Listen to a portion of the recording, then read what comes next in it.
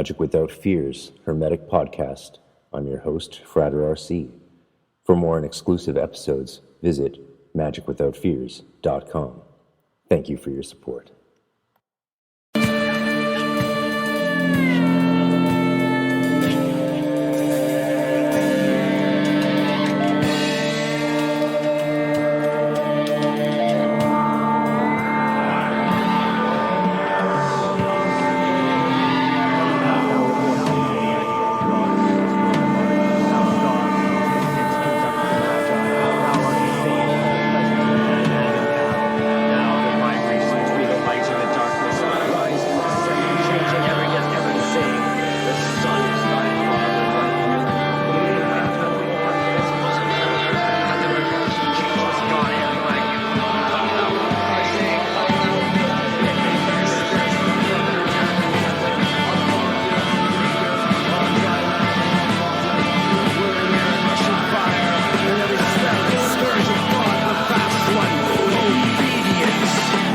Welcome to Magic Without Fears Hermetic podcast.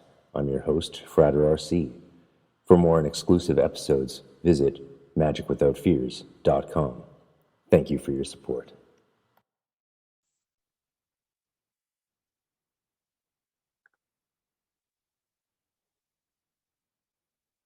Okay, we're recording. Yeah, continue. Okay, cool. Continue what you were saying off air now that we're on air.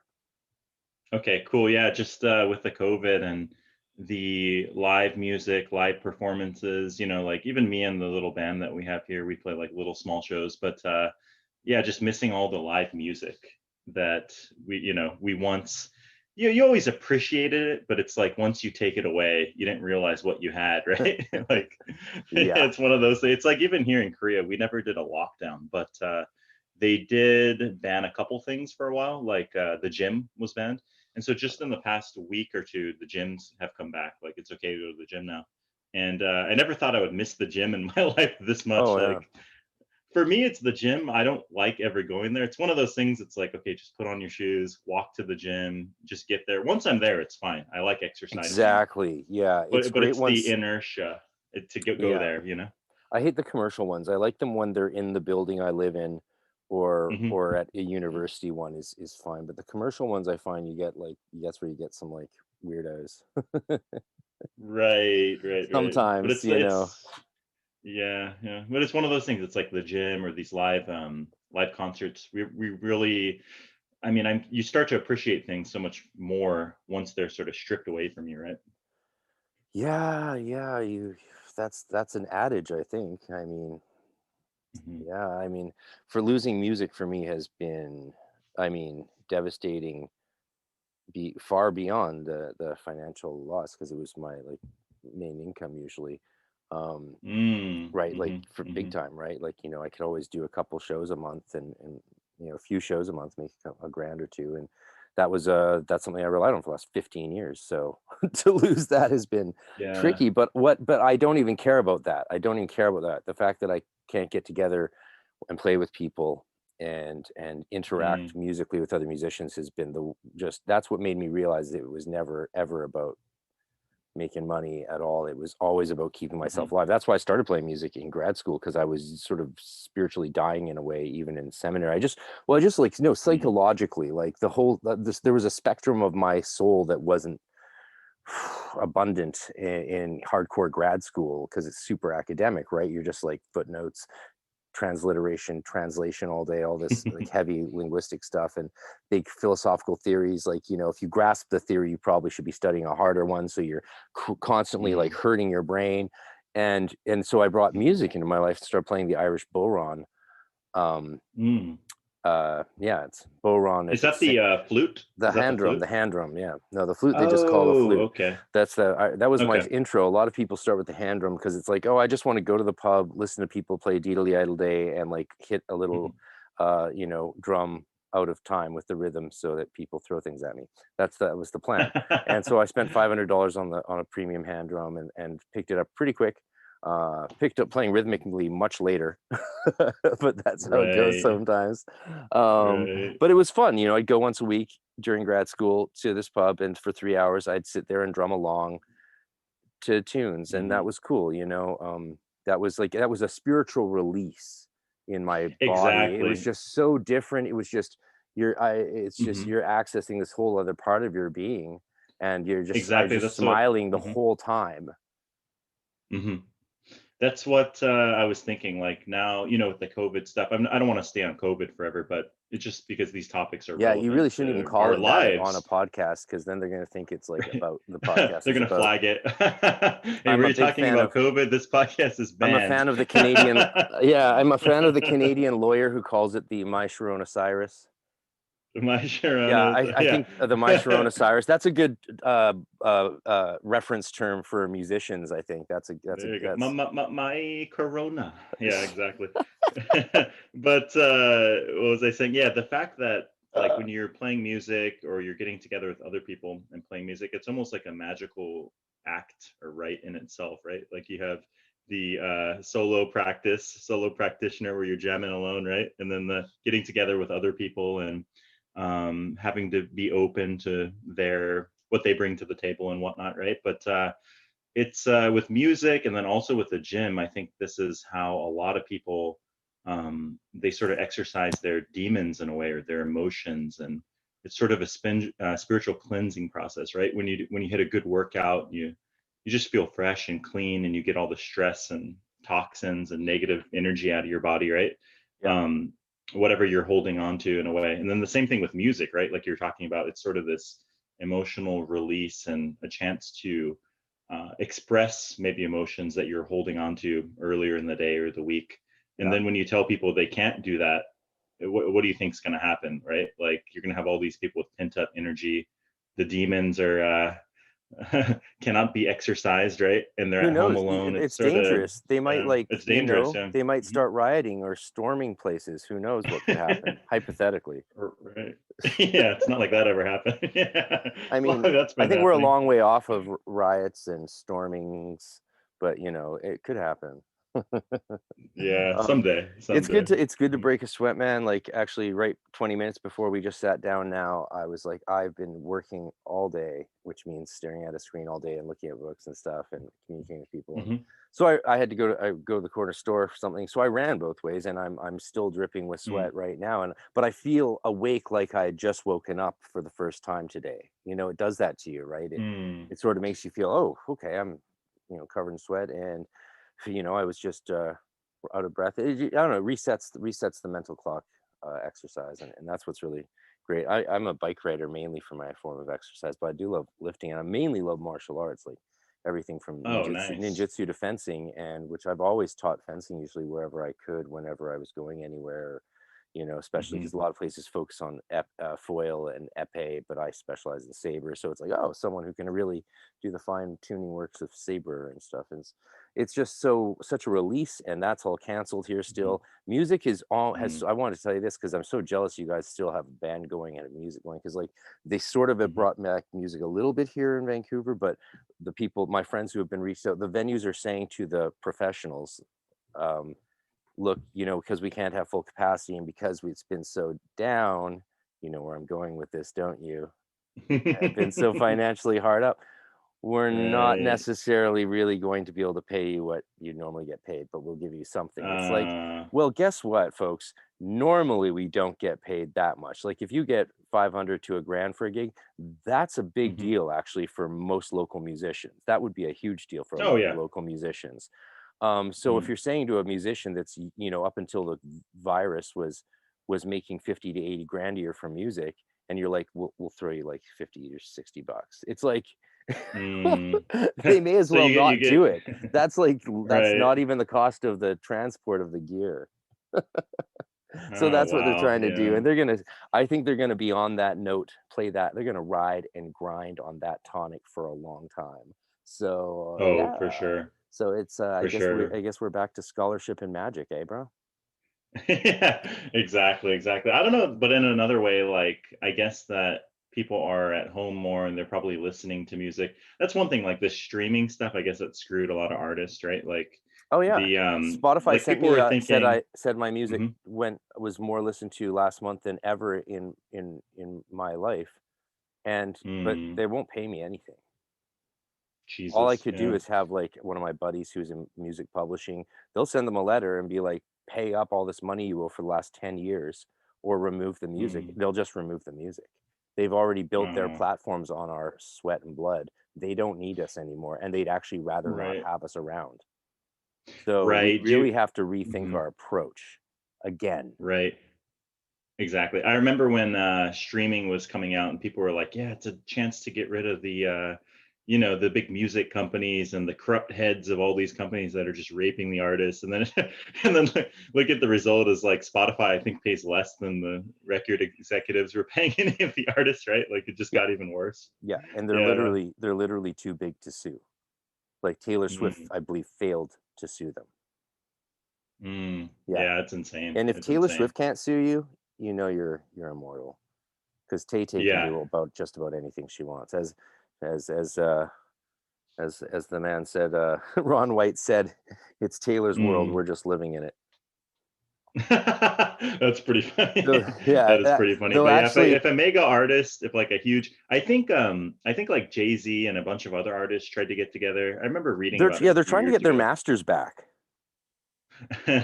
Oh yeah, that's true too. But they also tried to start like some sort of streaming platform to Oh compete yeah. with Spotify and iTunes and stuff like You that. know But you know what's crazy? I think even they couldn't do that, you know? All you would have to do is create a streaming platform that pays musicians fairly. That's literally all you would have to do.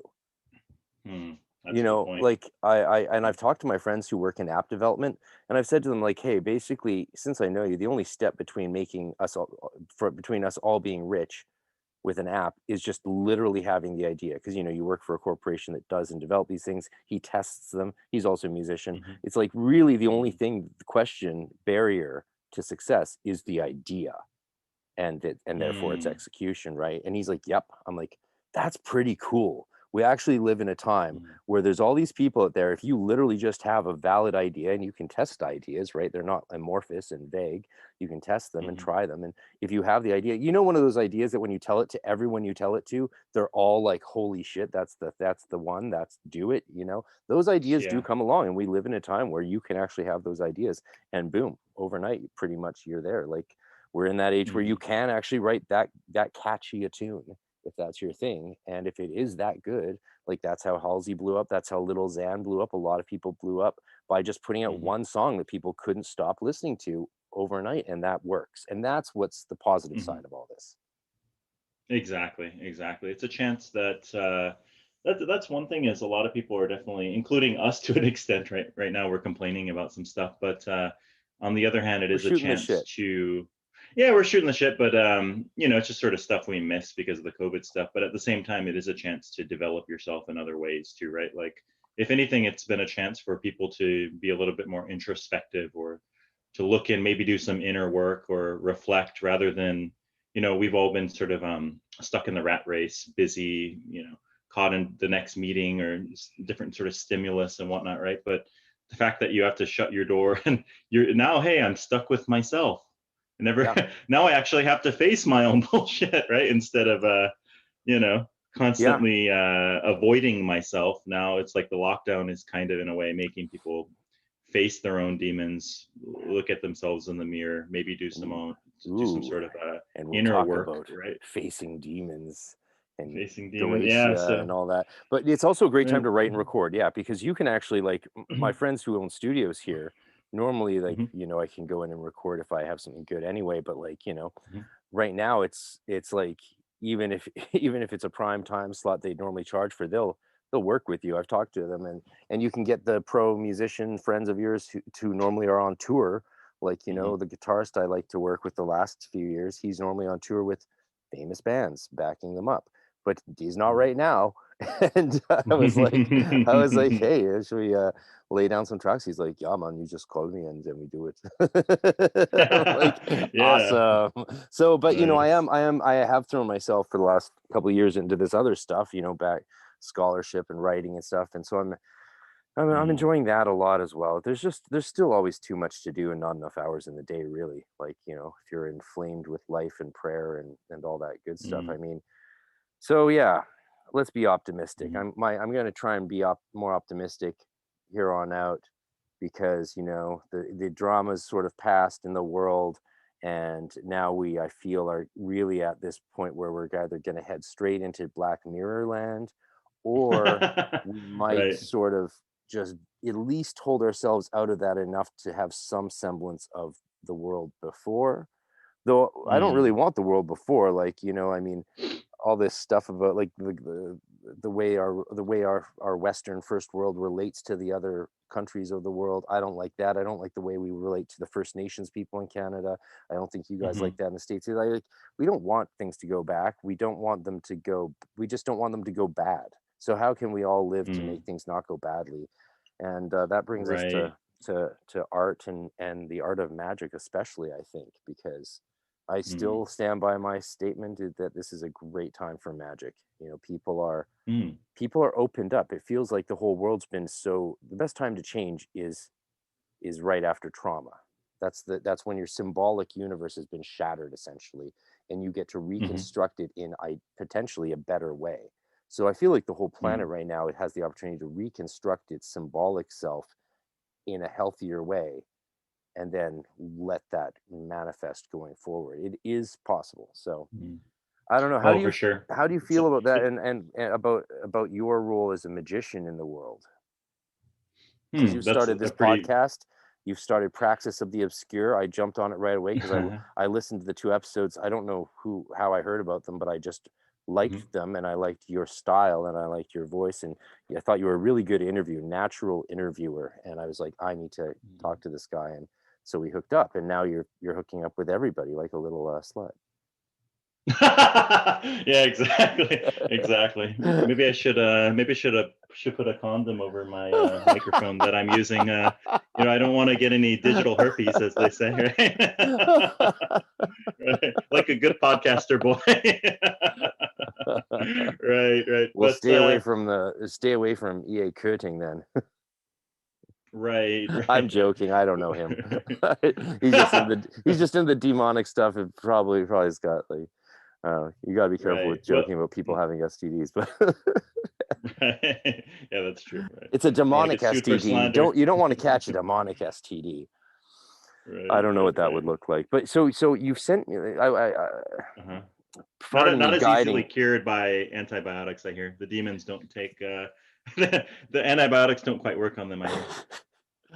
Yeah. So you sent me, over the course of us getting to know each other, some pictures of your Mhm, ritual setup, which I was very mhm, much impressed by, because you're over there in Korea, mhm, this borderline expat musician fellow who's clearly got a good head on his shoulders. And then you sent me, you have some of Jason Newcomb's new Hermetics tools and floor mhm, circle, and then a whole Goetic, shall we say it? mhm. I mean, the proper way to say it is Goetia, right? If you're being Oh, is Greek that about how? it. I actually don't even know. Goetia. I I've heard like people pronounce it different ways, so I I literally like have no Goetia. idea I what. like Goetia. That's what I grew up hearing everyone say as a kid, Mhm. you know, as a very young That sounds kid. better to me personally. Goetia. Yeah. Yeah, and naturally I often would say it Goetia, because as a German speaker, that's how you pronounce the O and the E. But if you're talking Greek, which it is Greek, like looking at the Goetz or Greek something? letters, if you look at the Greek letters and how it's written, it's Goetia, because that's an aspirated Right. sound there with the H, or in Greek. And then it's EIA, Goetia. Right, That would which be the refers Greek. to what? The howling or Charms. something It's like that. charms. Oh, oh, is that what it Yeah. translates to? Yeah. If but it's become Mhm, something else. The word now is a sort of a catch-all for working with mhm, spirits that, what do you call them, chthonic? These mhm. unclean That's what. spirits. Right, right, right. Which actually I have no experience with. I've never done any Goetia personally. Oh, interesting. So Um, with your setup, like, yeah. what did you Mhm. do? How did you go from having none of this stuff to having such a beautiful setup? And what sort of rituals do you, just tell us your story, man? Because I'm sure people want to Mhm. know. Well, it's a pretty long story, but Good. all We right, have let's lots of time. okay, let's You knew what you reverse were getting into coming on this podcast, right? uh God damn it. Oh You my knew it. God. Everyone knows it. Uh Even David Heimsmith knew it. Yeah. Oh, by the way, that's a great podcast. If anybody's going to listen to a podcast after this podcast, I would like to point people to that one because that one blew my mind. I mean, I Which definitely one? want to get the David Hyde Smith one. That On one was Magic really Without good. Fears with me, yeah. On your I podcast, know. yeah. It's almost like I actually, for the first time ever, tried. No, that was excellent. I mean, I saw a couple of his books just online, like how beautiful the artwork was, and the concept of sort of meditating on the tree of life and whatnot, and his approach being somewhat different, right? Yeah, I've But got it's like a his duo set. non-eminist, right? Hmm. Yeah, a non-emanationist Hmm. perspective, which to me just makes more sense and always has. And I've kept Hmm. my pretty mouth shut about it because I didn't want it to get slapped. But then then it turns out he's out there, so this view is not that outlandish, the view I have. Hmm. And I came to that view through hardcore philosophy and theology study in grad school. Like that's what brought me Hmm. to that view, was studying Hmm. Nietzsche and Heidegger and Gadamer, and then like Jacques Lacan, Yeah. Slavoj What's Žižek, Umberto Eco. Oh, I right, didn't right. realize that someone had come to it through pure, semi-pure Kabbalistic means, but it makes sense Hmm. because it is a well, we won't say too much. Let people listen to the episode I did with David To the Heim episode. Smith, who's Yeah. a lovely guy, and yeah, I've got his Yeah. you can get his initial book plus a secondary book of his with the cards, all for Mhm. 125 as a combo pack on his website, davidheimsmith.com. And I've got that on its That's way for awesome. my birthday, thanks to a beautiful, loving person. So who may or Awesome. may not be Awesome. my Yeah. mother. So yay, happy birthday! Yeah. There you go. So I There you look go. forward to that, getting that for my 40th as I enter the proper Kabbalistic age for Kabbalah for men. There you go. There you go. For men, But right? All these, oh, is it really? Is that well, when it's like the traditionally Jewish Jewish women didn't get to study Kabbalah, which you could think mhm, is really sexist. But if you study some of the recent, like is in the last 25 years, archaeological digs coming out of the biblical ancient Near Eastern archaeologists, like out of Duke University, and I got to mhm, there's a whole other side to women's spirituality in ancient Near Eastern Jewish culture. So I won't get into that mhm, here, but there's like it's pretty well balanced culturally if you look at the people in their place and time and the kind of magic they were doing. And the women were, in many ways, actually the ones in charge during major mhm, periods of communal. And men were more in charge outside the home, but once they got home, the women were the wizards and witches of the home, and they had entire compartments in every single hut in these ancient Jewish villages full of mhm. magical tools only for the women. Hmm. That's Wow, crazy, I didn't right? know that. Yeah. Yeah. Yeah, very interesting. Yeah, Yeah, very yeah. magical And time, also, and the mhm. women Oh, were very much running the show. The men just got together in the village, probably tent a meeting or whatever, and they would debate things as men do, and the women be like, "Yeah, we don't care about what you guys think. Just make sure, just do your thing, and then come home, and we'll run your life like it should be run." That was my impression from studying the archaeology. You can tell wow, I took some interesting. liberties with it, but yeah, back to you and your magical Okay. journey. I want to hear what your journey was, man. Like seriously. Mm. So it's sort of the opposite of yours. So mine started, you know, very heavily psychedelic. So I was just kind of thinking about it as you asked the question. I think I was, I think I was 12 years old. Okay, so the first time I ever did a psychedelic, I think I was actually 12 years old. Honestly, Wow. I was in, it was middle school, first grade in Hawaii, which is different. It's different than California. So that was like sixth grade, I believe, which I think I would have been 12. But anyways, a friend of mine had a bunch of dried shroom caps that he brought to school, right? Whoa. And yeah, yeah, at the age of 12 years old, right? So I was like, yeah, that sounds Oh, interesting. baby. Okay, cool. Yeah, so I remember I took those, and that it was I just remember I couldn't stop laughing, and we had science class, and we were both in the same science class. The teacher was talking about volcanoes and trying to explain it, and I just saw like volcanoes erupting all over the room, you know. So it was And a visual so experience as well as the yeah, very laughing. visual and very funny, very fun. Like you get the giggles and whatnot, right? And so it wasn't. I wouldn't say it was like some sort of spiritual breakthrough or anything like that, but it was a very impactful experience, right? And then I don't think until later on after that, just smoking weed and stuff like that, nothing, very heavy or anything like that. But then later on in high school, I had some friends that were like started dropping acid every week, right? And I got into that as well, and that's where I really, my eyes started. It's kind of like you see yourself for the first time, and just having these sort of profound experiences, like perceiving. I think we talked about it in the podcast me and you did. It's like sort of seeing sort of clairvoyantly, like seeing auras and Mm, energy, and yeah. yeah, I started perceiving things that I never knew one could perceive, right? Like just looking at the energy vibrating off of people, and sort of those sort of things, right? And yeah, the deeper I got into it, the more, I started thinking like, is this a drug experience, or is this sort of revealing me more to like deeper layers of reality, right? And so it's kind of interesting because that's the way I came into it, whereas you're the opposite end, right? Like you went through all these practices and rituals, and you're doing the Initiations. psychedelics, yeah, initiations, and then you're Yeah. doing the psychedelics on the back end. I was on the front end, right? And Yeah. so, although I would say, though, I'm not really sure, but I would say more people, at least the people that I've talked to, or people that I know, I think more people probably come into it through my end, right? Like Oh psychedelics. Like if you yeah. look at the Oh yeah. '60s, No, like people did psychedelics. my Yeah, story's super weird. you're the rarity. Oh Yeah, you're yeah. the rarity. You're the Yeah. weirdo, It's man. You're the super. fucking weirdo. Okay. You don't even know. You don't. Yeah. I'm the normal one. All right, man. Dude, I'm just like, kidding. yeah, no, like at 10 years old, I went through my second initiation. Who goes through their Mm, second initiation at 10? That's stupid. yeah. And what was really interesting was I developed psychically, but with I believing that any form of psychedelic or entheogen or cannabis would prevent the development of psychism within a person, because Steiner had a lot of Hmm. thoughts on this that I had heard, but also I was raised to think they were just bad. They were just bad, like, Hmm. even smoking Hmm. or drinking booze was bad. That was not in my household, but that was very much because of my parents and how their parents were with substances and stuff, and those were problematic relationships. So that's how I was raised, to think that stuff was bad, not experiment, villainize it. It was heavily villainized, and Sure. A very black so and white I grew look up believing outlook. that those things would not be compatible. And then in the Golden Dawn Mm, tradition, they're not integrated into the Golden Dawn system. The Golden Dawn system is a sober system, which I think is still a good thing.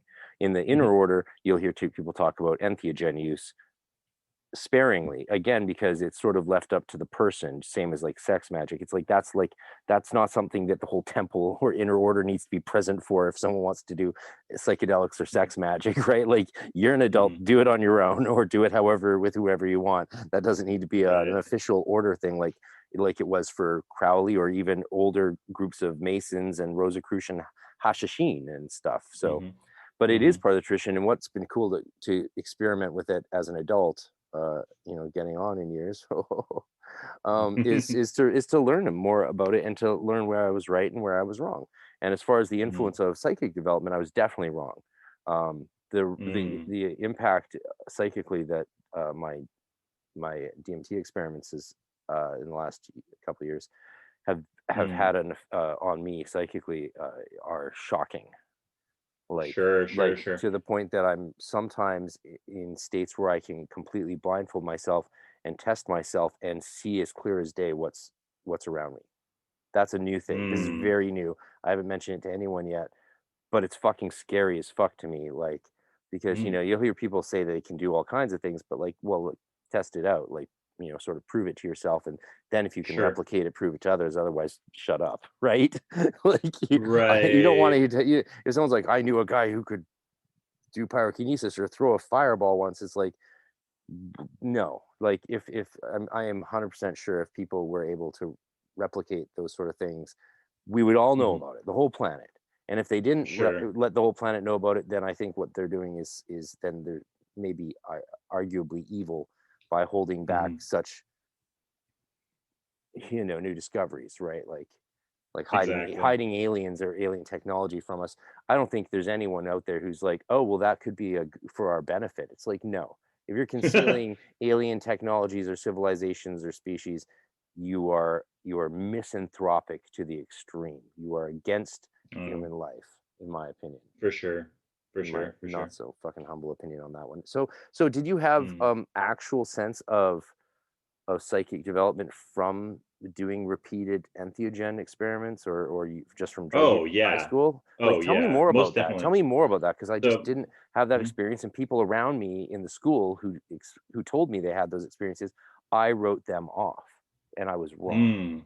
So I'm very No, no, curious about no. that. So yeah, yeah. So like I was mentioning, I was perceiving, auras and I also just sort of psychological phenomenon, like almost I wouldn't call it, some may call this like telepathy, but Like almost group being mind. able to sensitively read people's thoughts. Yeah, Yeah, exactly. Like the group mind dynamic, like sort of communicating with your friends not without words and yeah, yeah. things along these lines. Like if you ever read the God, what's the name of the book? Like the electric acid Kool-Aid test. I'm Like in the familiar with it. 60s, you had the merry pranksters, and they would, they were having whole conversations without ever talking.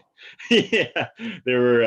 Yeah, that's a cool book you should read. But yeah, definitely LSD for sure opens you to the group mind, and um, at least for me, to very, very much so open me to these sort of clairvoyant phenomenon and perceiving sort of energy chakras and things like this, right? And what really got me, I got more into like Eastern practices like meditation, pranayama, yoga, things like that, because kind of interesting. Just one day I was in the, it's, it's like the court in our high school, sort of where people hang out. It's kind of like where the hippie kids hang out during, during lunch break, right? And people are playing hacky sack and hitting the bongo drums and stuff like that, right? And one day I was on acid or coming off of it or something, and some girl came up to me. She gave me a book, and it was like full of different stuff, like sacred geometry and the chakras and all of this cool stuff, right? And she's like, "I just thought you would need this," or something like that.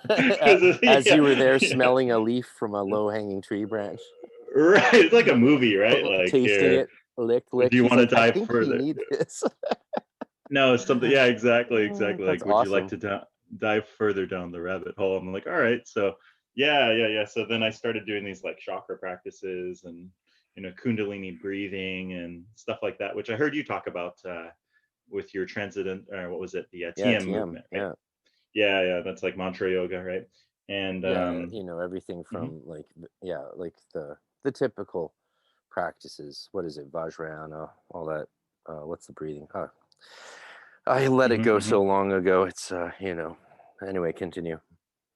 Yeah, yeah. So I got into that, and I think what really, like, the point I remember on psychedelics where I knew that I couldn't ever go back to whatever, what would you want to call it, like a divorce from self and spirit or something. I don't know what you would call that, a dualistic worldview or something. Dualistic Was materialism. That sounds good. materialism, I guess. Yeah, I guess Dualistic that's. materialism, because if you have true Mm-hmm, materialism is mm-hmm, spiritual, and I've said this mm-hmm, before, because like the famous, like naysayer of all these things has said on mm-hmm, recently, Sir Penrose, he says he doesn't, he even though he has a singular view of matter, but he doesn't like being called a materialist, and he says because we don't yet know what that matter is.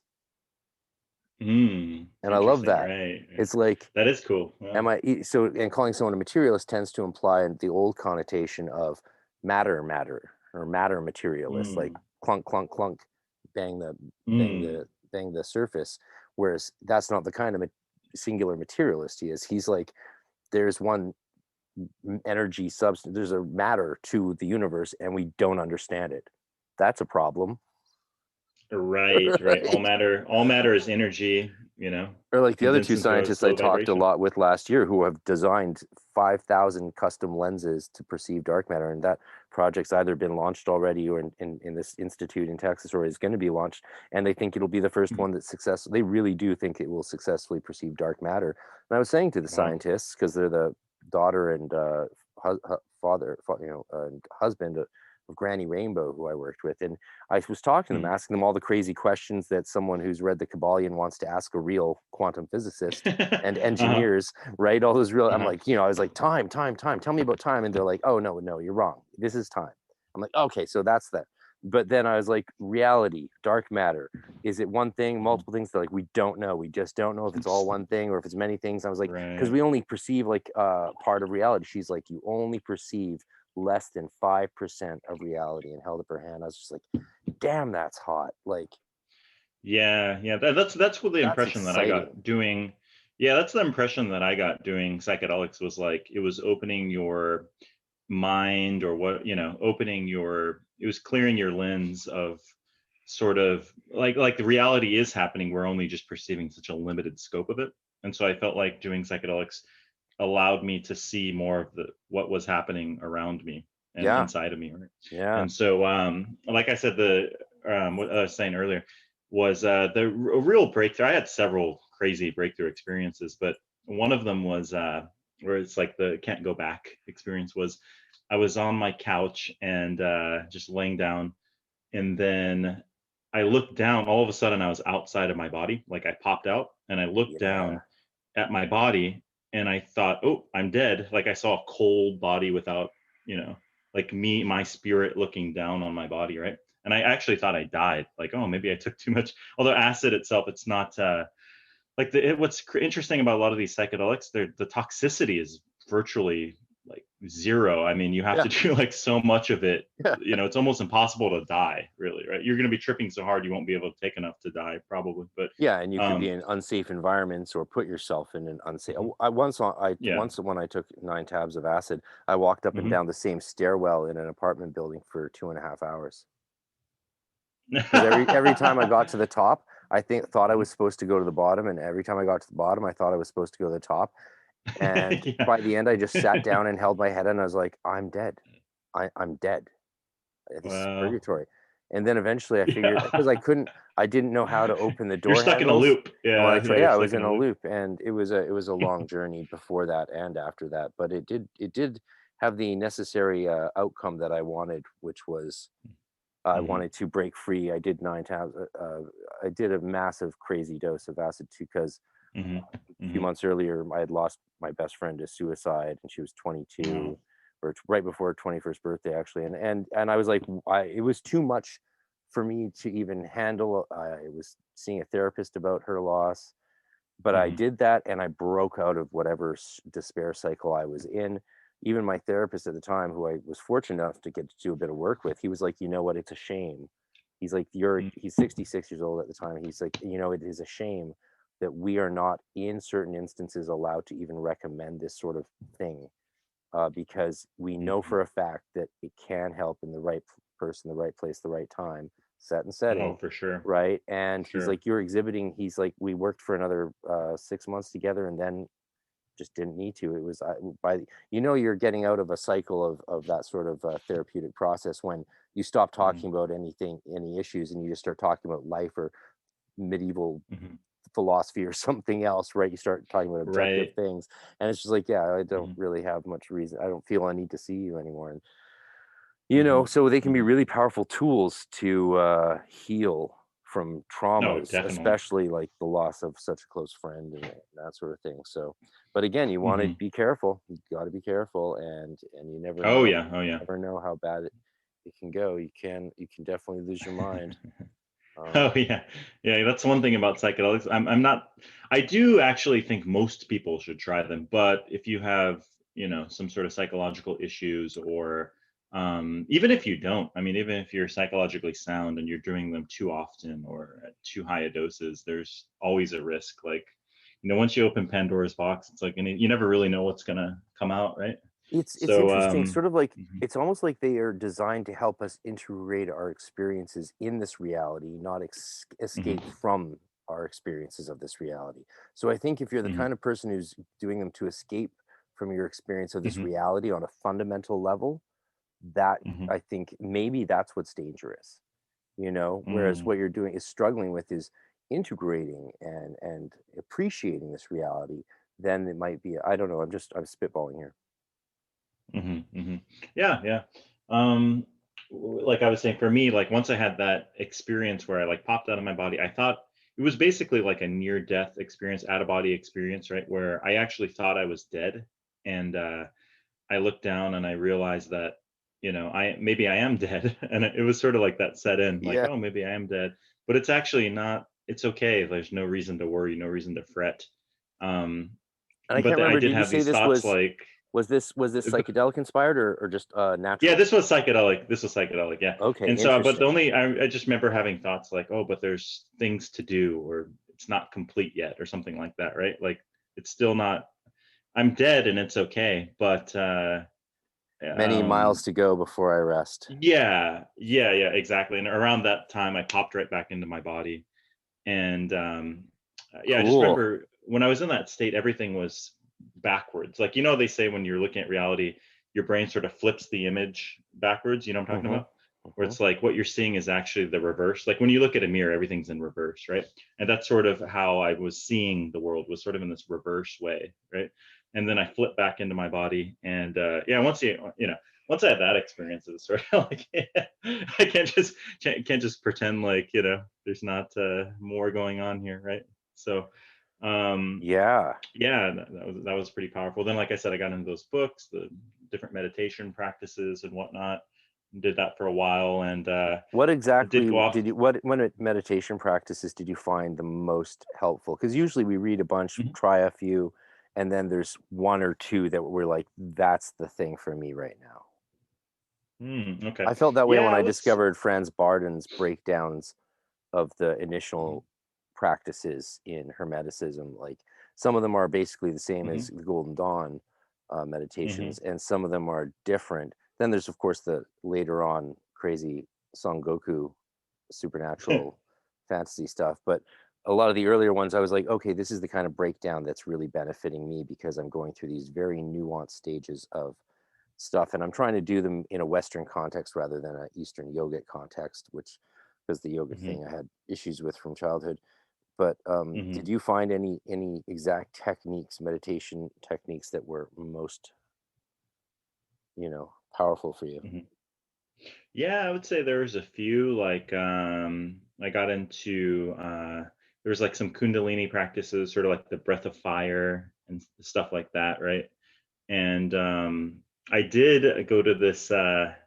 What was it called? Oh man, I'm forgetting the name right now. But I did practice some sort of like mantra yoga kind of stuff, like you were talking about. Um, Yeah. and the only reason I stopped going there is because I got very culty vibes. It was sort of like one of those.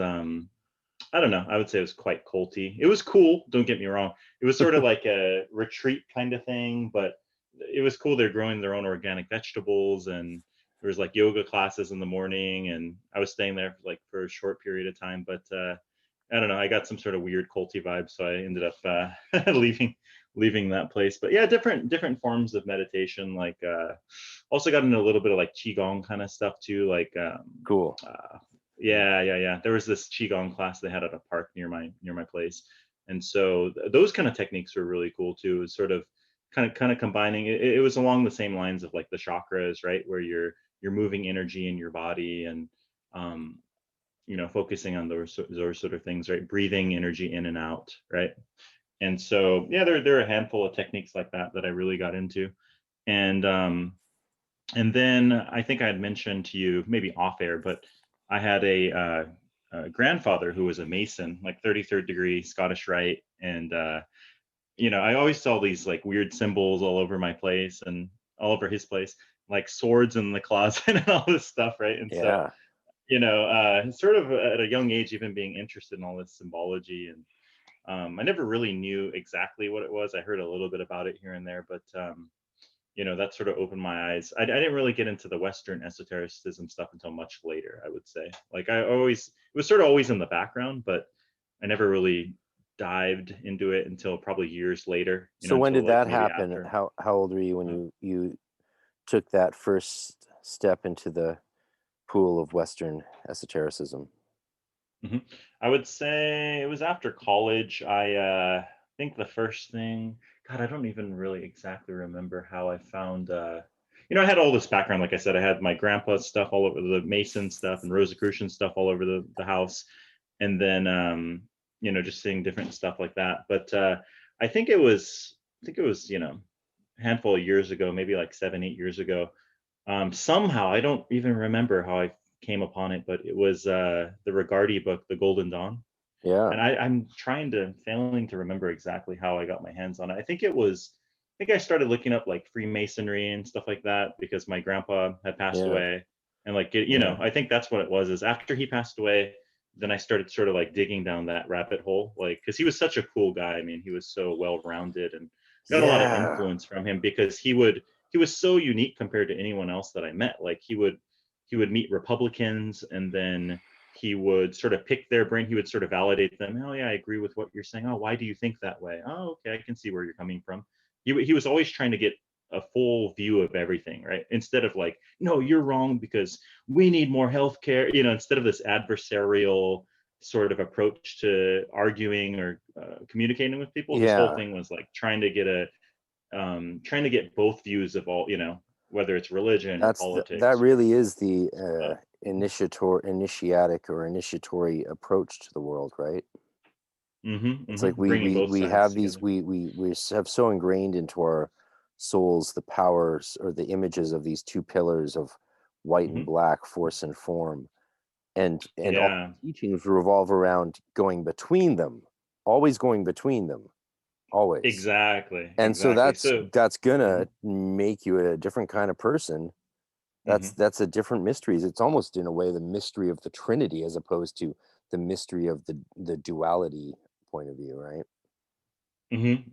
Exactly, exactly. And being able to just seeing somebody that's able to sort of dive into different reality tunnels, right? Like he could take on the paradigm of a Republican and I be in like that that. reality tunnel, and then 30 minutes later he could take on the paradigm of a Democrat and be in that reality tunnel, and not, it was just such a rare thing to see, I would say. And so, yeah, that was interesting, and just by the fruits of his life, like building children's hospitals and things along those lines that he was able to do, that sort of inspired me to look into. I remember one day, I don't remember how old I was, maybe I was 8 or 9 years old. He gave me this like Masonic coin that had like the all-seeing eye and a bunch of crazy symbols on it. He was Oh, like, oh yeah, you awesome. should take this. Yeah, he's like, hey, you should take this, young lad. I'm like, oh, what is this? I'm It had all so this like, jealous. I'm so yeah, it jealous, had all man. this like, yeah, it had all this interesting stuff on it, which I had no idea what it was, but it sort of stayed in the back of my mind, like I it's like bet. something you put in Yeah. your pocket. Literally, in this case, I literally put the coin in my pocket, but it's like, yeah, I'm gonna unpack this later. It's like when you get a book and you're like, oh, I'll probably get around to that later, like something that you'll come around to maybe Yeah. years later, months later. And so yeah, I started looking into that, and then yeah, somehow I found like Masonic, obviously like the Golden Dawn and Crowley and stuff. The more I researched it, and then I got that book, and then that's sort of when I started, exploring the Western esoteric practices. I would say it was around that point. Yeah. For me, it was my great grandfather and my great great grandfather, but they were dead by the time I came along. So there was no males in our family for a while. But eventually I Hmm. did get my first Masonic initiation, and I got at when my grandma died, my great grandfather's Masonic pin. Sadly, that was in my stolen property, most tragically, but um, Hmm. I did get to honor his memory by at least doing that first Masonic initiation, and hopefully one day I'll finish the Blue Lodge. But of course, Mm. magic is first in my life before Masonry. Hmm. Though Masonry, of course, is this wonderful vehicle that has kept so much magic alive through the ages, in fact. And Mm. me and my friends talk about that a lot because a lot of the people I work with are actually Masons, from different, and Sure. then come to magic in different ways. And that's what's really cool about that. But so what was your first real step into the practical attempts or usage of the Western mystery tradition? What were the first Hmm. rituals you tried? What was the first ritual you tried out? Was it a Wicca thing? Was it the LBRP, or was it Hmm. a full evocation of a angel or demon? Well, I think that it was interesting for me since I already had a lot of experience in Eastern practices, right? Like I was talking Yeah, about qigong and kundalini yoga and it mantra sounds like yoga, you had a asana. very solid psychical, meditative, and mental magical paradigm and self. Is that right? So when you went into Yeah, Western magic, yeah. you had Mhm. quite actually already sort of an initiated sphere around you, it sounds like. Yeah, yeah, exactly, exactly. You Whereas like I weren't read people's like a fish out of yeah, water. exactly, exactly. Like I felt like I came in already with sort of from a from a, what would you say, like an An, already practiced or already a somewhat. Gnostic, let's say Gnostic point of view. Yeah, You that's a had good one. direct, you had many direct experiences of wisdom and mystical Mhm. experience and divinity, mystically, directly, unmediated. Fr- Yeah, Whether, already from a mystical yeah, standpoint or Gnostic standpoint, exactly. And so, like I mentioned, I got that Regardi book, and then eventually got some of Crowley, whatever you want to say, right? if you think me Yeah, holy, if you think me yeah. holy, call me Crowley. If you think me foully, Right. call me Crowley. And there you go. Yeah. Well, the official pronunciation is what, Crowley. That's the actual Well, one, right? I But was quoting him. yeah. Oh, that's what he actually said. He Okay. actually said that. So if you think he's holy, call him Crowley. If you think he's Mm-hmm. foul, call him Crowley. Mm-hmm. And most GD, I of course came up in the GD system, so I tend to call him Crowley. But Crowley. it's Yeah, like and just to piss Enochian, off, it's just Enochian. to piss off Thelemites too, right? Oh, Like to trigger them. I always, if I'm talking Yeah. to a Thelemite, I always say Crowley. And if I'm Oh, talking with that's someone funny. who's hardcore into Enochian magic, I always say Enochian. There you go. That's the Yes. best way. If they Hey, bring the just white pillar, I bring the black. If they say there you potato, go. I say potato. They say tomato, I say tomato. Oh, that's funny. I But don't know. It's the I like trickster in that. I me. like that. I like that. Yeah. But yeah, and then I got much later on, I ended up looking at his materials too, and I thought it was interesting that with his approach, um, in Liber Abba Book 4, he talks about like his whole system is starting out with mysticism, right? Like he doesn't even like the LBRPs at the end of the book, like those ritual magic stuff is sort of at the end, and the whole beginning of the book is like asana, pranayama, the whole stuff that I went through. So I thought that was kind of interesting because it was sort of laid out how I actually ended up going through these That's a things. really good point. And do you know what's interesting about that hermeneutically is that from your perspective, or probably from most perspectives of people today, post New Age, Mhm. it would look like he's laying out the book in a way that's recognizable to the average person, being yogic Mm. practices, and then gets into the weird shit of Western ritual magic. But actually, from Mhm. his point of view, if you look at it in his time and place, what he was doing was hiding at the back of a book the de rigueur Western Hermeticism and Mhm. prefacing it with all this stuff that would have been seen as very new, since it was his mentor, Alan Bennett, Right. that brought it to the West. So it Mhm. was sort of like Crowley saying, yes, obviously we all know now that there's these rituals of magic and Hermetic demons and all these summonings and LBRPs and all this stuff, but there's Mhm. something even better to start it off with, and here it is. Mhm. The yogi traditions of the East and stuff.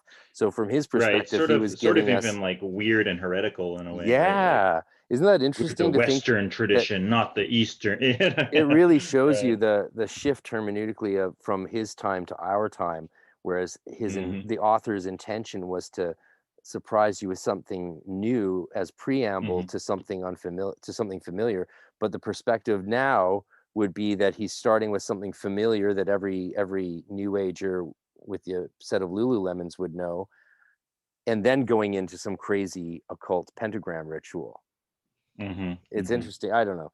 That's No, I agree. I I agree. find those It's sort of understanding those perspectival changes over time is what really trains your mind to think in a higher way, I think. well, yeah, if you look at it now, it looks like it's not a big deal because, look at now you have a yoga studio on every corner and meditation and like Eastern practices post In the, 1960 are everywhere, right? But then do at you, his time, we're talking 100 years ago or whenever that book came out, right? Like nobody even, it was sort of, yeah, it was very innovative, as you would yeah. say, or sort of shocking in another way too, Do you right? know how many people have told me in the last 20, 15 years, 10 years especially, how many friends have been like, you know what, RC? Well, you know what they called me, but do you know Mhm. what? You should really try yoga sometime. And I'm like, That's pretty funny. I don't even know what to say. I'm like, you want me to try yoga? They're like, yeah, you Mhm. should come with me. It's only $200 a month, and we get there at 5 a.m. and you have to get some Lululemons. And I'm like, Sorry, that my, was you funny. know, like, Yeah. and a lot of people tell me, like, even my aunt just a few weeks ago swung by to see my mom, and it was like, you should really consider one day trying meditation. It might be good for you. And I was just like, I don't know what to say. I don't know what to say to them. That's I pretty don't know what to silly. say. That's pretty Like, funny. first of all, Uh, they're like, I'm never mean about it. I never beat them over the head or anything, but it's like, you want mhm, me to go with you at 5 a.m. to do sun salutations, which I generally do when I'm in a place that has space, when I hop out mhm, of bed in the morning, as preamble mhm, to actual yoga, which involves extended lotus positions and other things mhm. and meditative states. They're just stopping at the preamble. They're stopping at the physical hatha yoga. They're stopping there most Right, of the time, right? That's like what you're meant to do right. to get so you can survive sitting cross-legged or Mhm, however for hours mhm. on end throughout the day. So it's adorable. And then there's the people who are like, you should really try it. People, my family tells me I should really consider trying transcendental meditation. Like they don't even know who I am, and they say this all the Oh, time. I know I'm bitching about it, but mhm. it's one of my favorite things to bitch about because it just shows you you can't like, I don't know. Yeah, I'm flabbergasted. I'm flat. Like, what do I say? Like, what do I say? What do I say? Right, right, right. Well, it's kind of funny, like when people have brought up yoga to me, they're like, "Oh, have you tried yoga? You done yoga?" I'm like, "You mean the Yoga Sutras of Patanjali? Is that what you're referring to? Or Vivekananda?" They're like, "What? What are you talking about?" They're like, "We're Yeah, just talking about stretching, bro. We're not talking about it's like, mysticism." do you want to read my first Tatwa diary? Because that's yoga. Right. That's yoga, Yeah. and Yeah. it's Exactly. it's like, if you're like, what's the name of your guardian spirit for Prithivi, or when you work Apas and Tejas, and they don't know what you're talking about. Mhm. So it's funny, No, but of okay, course not. Yeah. we're mocking ourselves and mocking the world at the same time when we talk like this, of course, because Mhm. we are faced as serious practitioners with a very increasingly popularized view of the things that we have spent a lot of time on, and that's Oh, not for a sure. bad For thing. sure. It's not a bad thing. We just Yeah, need for sure. to And I keep. really enjoy the times I've done Hatha yoga. It's amazing, Yeah. Yeah, Really enjoy it. Yeah. like sun salutations are great. You really don't should never Oh pay yeah. for a class to go do them. I mean, just Mm, do them in the morning. It's sun salutations. Like, mhm. do them 3 to 20 times and you're going to feel great. You're going to feel great. E- Exactly, Yeah. exactly. So yeah, so coming in with the Eastern background to go back to our previous thread, right? Oh yeah, I'm And definitely then delaying your getting into the hardcore shit, which everyone wants to hear. Like, what led you to yeah, setting up these circles and sure. scrying tools, and what kind of rituals you really do? We're delaying the Oh, gratification here. So no, but let's get they're into dirty. it. They're dirty. We We're want the edging. yummy. We're hey, We want the well, you got to juju. edge. You got to edge a little before you let it come Oh, out. I So. only recently found out this last year what that is. Apparently, all you young kids are into this thing called edging. Now, does that have something to do with being an edge lord? Oh, I don't know. Actually, that's a I good heard question. I don't know if Darling that's where the term. Maybe say that's where edge the term lord. came from. That might be. I don't No, know. no. I've heard of. I know what an edge lord is, but I What's an wonder if edge that's where the lord? term came Please tell from. me. The last 3 people I've asked have just laughed. Okay, from what my understanding, okay, what an edge lord is like somebody who is sort of like a what's the term for that? Like, oh, I'm doing all this demonic stuff. Like somebody who's sort of what's the term? I'm trying to figure out how to explain it. Like somebody who's doing all this crazy stuff and like Like, only like, fancying themselves as yeah. Somebody who's like trying to be hardcore and having this image of some sort of hardcore dude who does hardcore stuff and that kind of so thing. That's so the I would be that's an what I edge thought it lord if was. I was like, oh, you only do bloodletting with goetic demons. I do it for every ritual, bitch. Right. That I would be just sort of summoned edge lordy. before this podcast. I did all 72 demons of the Goetia. Yeah. I don't know. That's what I thought it was. It's like those Okay. sort of like people online who are like sort of caricatures of themselves or something. I don't Oh, know. so an That's the edgelord way I is not taken seriously. It's a sort of a pejorative term. yeah, exactly. Oh, so you wouldn't actually be like hashtag edgelord. No, no, no, no. Okay, No, exactly. it's a yeah. So it's more of a slag than a compliment. Yeah, exactly. So it'd be like somebody who's like, oh, you're really enlightened because they drink green tea and, Oh, see, of course you know all this do stuff, hatha Ryan, because yoga. you're such an edgelord. Right, Did I use it exactly. right? There you go. Yeah, oh, probably. I don't know. All right. Yeah, maybe I am an edgelord to a So it degree, has right? nothing to do with the sexual kink of edging. No, no, no. I Yeah, totally not at assumed it all. did, of course, because whenever I Yeah. asked people what's an edgelord, they just laughed or they did the LOL emoji. Or I'm like, no, I'm actually asking, and then they send me a crying tear face emoji. I'm like, please tell me, and they're just like, I'll talk to you later. I'm like, what's wrong with my question? Like, I'm sorry, I'm Right. turning 40 on Sunday. I don't know. I'm getting old. I think edgelord, it's like on the edge of insanity or being a complete nutball or screw job, like sort of detached from reality or something like that. That's what I think it's Uh, from, but yeah, so not it's too. definitely not a complimentary term. No, no, no. Yeah, Okay, so if I definitely not. want to diss someone hilariously, call them an edgelord when they're not. There you go. There we There you go. go. Yeah, I don't know. exactly. We're But musicians, man. We need these terms in our back pocket for banter. for sure, and that'd be a good name for a band, the Edge Lords. Yes. But would it be like a Yank That Weird actually Al sounds Yank kind of cool, to be honest. the Edge Yeah. Lords? Would it be a comedy? Yeah. Would it be like a metal band that takes itself too seriously but with tongue in cheek, like Weird Al Yankovic style, like Guar, or would it be like Mm. sincere, like we're the edge lords, but the real edge lords, not the ones you're making fun of? We're the real ones. We really are edgy. Like, that would be like Three Teeth or something like that, because there's no joke about that band. And their music's actually designed to like purify like the kleepote by going into deep subsonic realms of Yeah. lower spiritual, like, and they're actually like they were, the singer was trained to do that magically using Golden Dawn and Hermetic style magic by Danny Carey and Mm. Adam Jones from Tool. So like that's crazy. Mm. That's all real. Yeah, that's a trip, huh? There's That's a trip. musicians out there like who are getting big, who are doing serious global transformative magic through very deep sonic theurgy. Oh yeah, for It's sure, for sure. I think you impressive. talked about that in one of your podcasts, right? Well, I think no one else is, so someone has to talk Hmm. about it because it's going on and Hmm. it's such a cool genre for like, of magic and music. Oh, for sure, for sure. So what But got you to set up your the circle as you have it today? Like how do you find Jason Newcomb, and what sort of mhm, rituals are you doing with your whole magical setup? mhm. Okay, so like I was going back, I started doing the LBRP and the middle pillar, and a lot of the introductory rituals that you'll see in Crowley or Rigardi's books and things like that, right?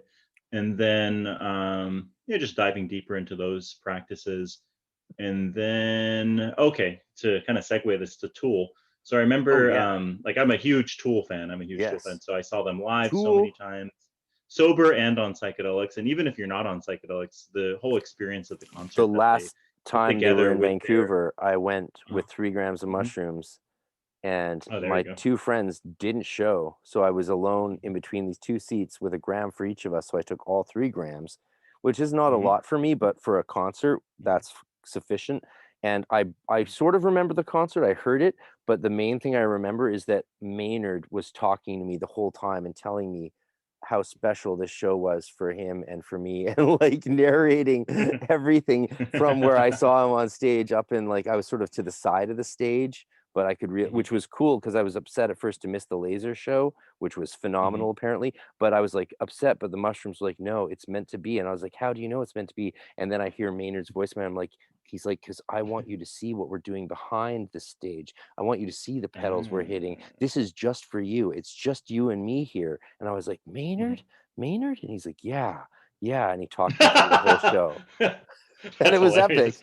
epic. That is pretty hilarious. Well, what's cool about Tool is even if you're not on psychedelics, which I've actually seen them not on psychedelics Yeah, before too, it's that just was the the whole first time. experience. They have they have sacred geometry going on, right? Like Yeah. Metatron's cube and stuff, and they have like and they play parabola. They have the Kundalini CG going on and Alex Gray stuff, and just how the way that the whole visual and audio come together in sort of a spiritual experience, right? It's Sort of it's they're brilliant. sort of doing ritual magic on stage, really. And from what I heard, they do Yeah. actually do Yeah, they like the are. LBRP. They do the Dude, LBRP before They have chord. the Enochian Yeah. tablets on all four Yep. quarters of their rehearsal space, and they each Yep. represent an element Mhm. in their rehearsal. And now, a word from our sponsors. At Capella University, you're in control of your education. With the game-changing FlexPath format, you can set your own deadlines and move at your own pace. The faster you move, the more you save. Visit capella.edu to learn more.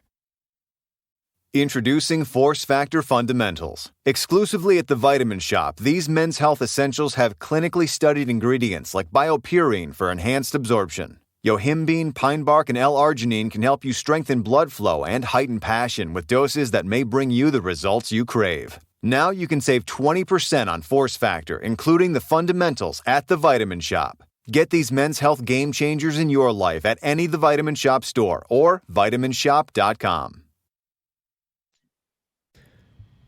While we cannot control whether any ads get put in the spots allocated, we thank you for listening to those that do, since they help keep this project alive. You can also get ad-free content and bonus content and videos and a private webpage by subscribing exclusively to magicwithoutfears.com for only a couple dollars a week, or $6 a month, or $50 for the year. It helps a lot, plus you get emails about other exclusive things. Thank you very much.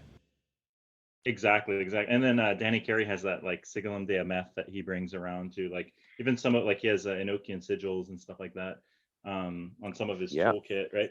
Yeah. And so that's kind of, I started, this is way back.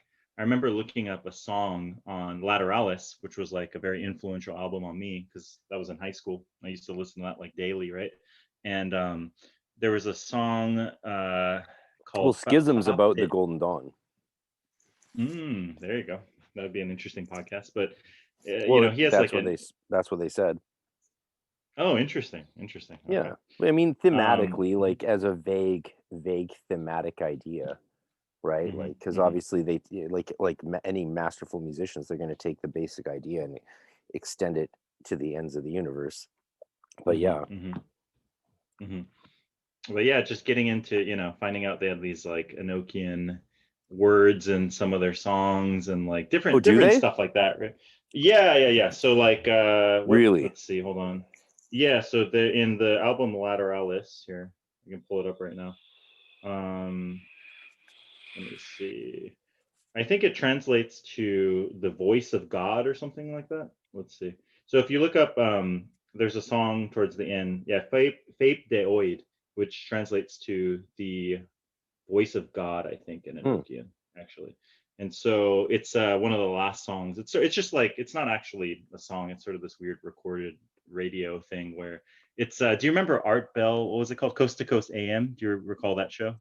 It was sort of this weird, like, occult radio show, but there was one time that a listener called in and he was saying he was getting abducted by aliens or something like that. They're coming to abduct us and or something like that, right?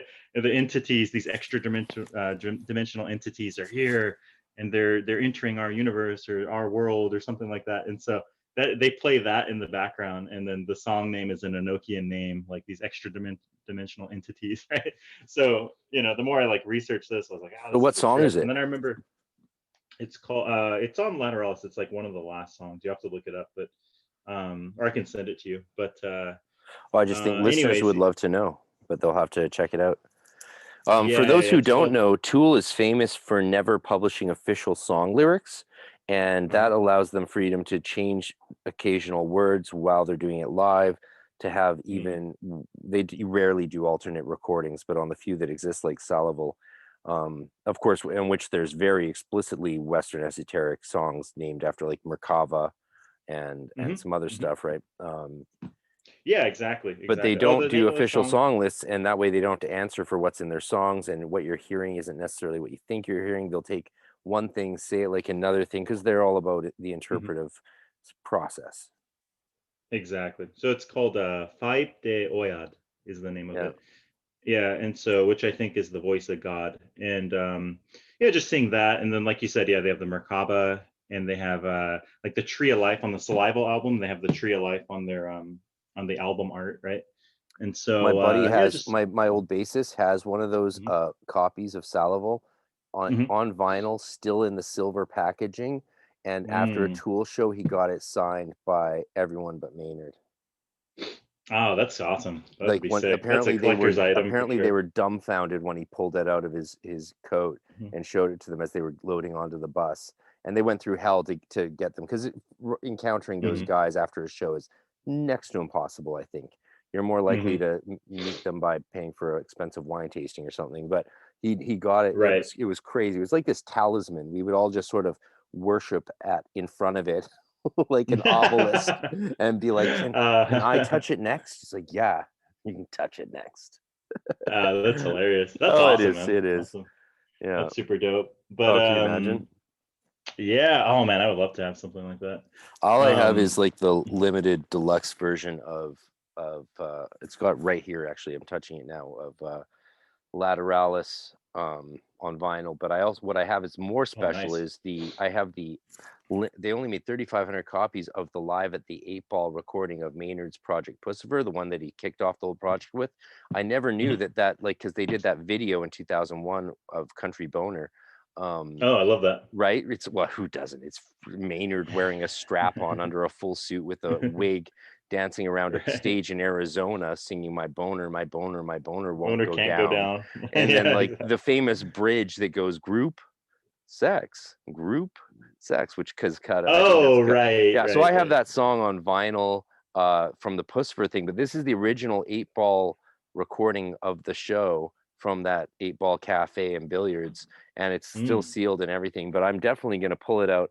Maybe I should do that for my birthday this Sunday, is pull it out of the vinyl, unwrap the packaging, put it on the record player, and just live stream me listening to that vinyl. I don't know. I'm going to do something fun for my this Sunday online. So stay tuned to my channel. Are you gonna random live? Are you really gonna? Are you gonna unwrap your package and listen to Country Boner? That sounds pretty erotic. Well, I want to do something special, and unwrapping and live streaming my package probably wouldn't be that unique. Live streaming my package. Yeah. Unwrap my package and then live stream it. I was a performer. 2021, baby. I was a performer full time for 10 years. I've already done it all, as I'm sure you can imagine. Right. That I want. Is this like some kind of sick plug for your OnlyFans account that you just recently started? Oh my god, dude! Is there a way that musicians could take advantage of OnlyFans? Or musicians, same thing. Could you imagine that if like magicians started being like, okay, you want to really see me do ritual work? Here you go. On OnlyFans. OnlyFans, yeah. You want to get the real? Oh my god, that'd be so. You want to see the real edgelord at work? Oh my god. Oh my god. I did have to make a OnlyFans to watch some comedy. I was like, what are comedians doing on OnlyFans? And they're like, comedy. But afterwards, like, it started like sending me suggestions for all these like, pornography people, and I was like, yeah, it's like, you don't need to pay. No, don't do that. Plus, I just have no time for that stuff. Who has time for that stuff? I mean, yeah, exactly. I guess a lot of people do these days. That's the whole point. So whatever. I agree with Jason Louv on all of that stuff. Like, go, more power to you. Go do it. Whatever. Yeah. You can't take people's jobs away and expect some of them not to become whores. Yeah, exactly. Musicians are whores in the first place, aren't we? It's like, hey, I want you to perform for me and some friends. How much will you pay me? That's it. Right. Exactly. Just a chance to do a gig is, yeah, sort of and we charge more based on how many people want to watch us do what we do. Exactly. Very whorish. Very whorish, brother. As Crowley said, "Stream what thou wilt shall be the whole of the law." That's the law of Thelema here. If you don't make that T-shirt, I will. Stream what thou wilt shall be the whole of the law. Support Praxis of the Obscure podcast and Magic Without Fears today. Oh my god, we could make it as a G-string. There we go. So what was the book that got you into developing an actual circle, to getting, like, you got Jason Augustus Newcomb's magical circle on your floor, and you've got a whole Goetic setup, right, for the triangle of manifestation? Oh, I don't have. No. I don't have Goetia, actually. I've never. It's an Enochian setup. You definitely have the. It's an Enochian setup. Yeah, exactly. I have an Enochian setup. I have I have Jason Newcomb's Enochian Circle. I have that That's as well. right. Uh-huh. I And was I have just my looking at those pictures you sent me again last night, and you have such a beautiful setup. I was really inspired by it. Nice. Yeah, I have like the Insigns of Creation. I have the Tablet of Union, and the Sigillum or Sigillum de Ameths, right? I have the ones on the bottom of the table, and then the central one under my scrying device, which is a black onyx crystal. So the difference between sigillum and sigillum, you know what the difference is, right? No. It's ecclesiastical versus classical Latin. Interesting. Okay. The only reason I actually when I read it as sigillum, or the first time I read it, right? Sigillum. But the reason why, this is a good segue, the reason why I call it a sigillum de Ameth is because the first time I scryed the Aethers was through an online Zoom scrying thing with Lon Milo Duquette. That's actually the first time I did any Enochian magic. Was he offered this, I think it was like a couple years ago, this Enochian Zoom class. It was like a 4-part series where he explained, kind of went into the history and sort of the like building the table furniture, and a bit about John Dee's kind of biography, things like that. And then he did these online scrying sessions through a few of the Aethers, right? And so, and he called it the sigillum. So I think I just started calling it that. I used to call it the sigillum when I read it, but then I think I just kind of took on that pronunciation, you know? Yeah, well, And it's so, Latin, so either one works. I actually recommend people blend ecclesiastical and Catholic, ecclesiastical and classic Latin in their work. I recommend that people blend the two. It makes it simpler. I mean, if you want to be hardcore, learn how both pronunciations work and then alternate or use them as you will. Like that's what I do. But I recommend people just sort of blend it together, because they're both fine. And if you think that classical Latin is like cooler or better than ecclesiastical, you probably haven't heard how classical Latin is said. Like, let me give you a quick example. Here's you heard of Veni Vidi Vici, came, I saw, I conquered. If it was classical Latin, the way Caesar actually would have said it was Veni Vidi Vici. Whoa, weird. That's interesting. Yeah. That sounds Yeah, trippy. baby. So classical Latin may be classical, and as we know, everything that's older is better. Not. So like you can either go Veni Vidi Vici or Veni Vidi Vici. And I mean, yeah, so that's the difference. Like, yeah, that's so sigillum, it would be ecclesiastical, and sigillum would be classical, and you know, and but the word emet, dei is God's, it's the sigil of God's truth. Dei, emet is a Latin transliteration of the Hebrew word for truth, which is emet. So it should always be emet because it's Hebrew. Interesting. It's not verum. It's not siglum de vero. Okay, that's interesting. Yeah, that's a nice little lesson. I know. Right there. I'm full of fun facts, right? Oh, you're dropping facts on that ass, huh? Nice. Booyah, baby. I'm talking to a homeboy musician, magician in Korea. How could I not just view this 3 hours as like pure caviar? This is talking to you, buddy, is fucking gravy. I love it. I loved it last time on your podcast, and I love talking to you now. I just want to say thank you. I'm really glad we discovered each other, and I'm glad that you're taking your podcast seriously and really pushing it, because there's so much room for more discussion on these things, especially as regards personal experiences. I mean, we're having conversations on all these podcasts that literally would have gotten most of us killed even 100 years ago. Oh, for sure. Like, and let's let our freak flags fly. And maybe it's time, coming into this Aquarian age, for Rosicrucians and witches and druids and all these people to just fully be out, like out of the closet, out of the circle, like maybe out of the broom closet.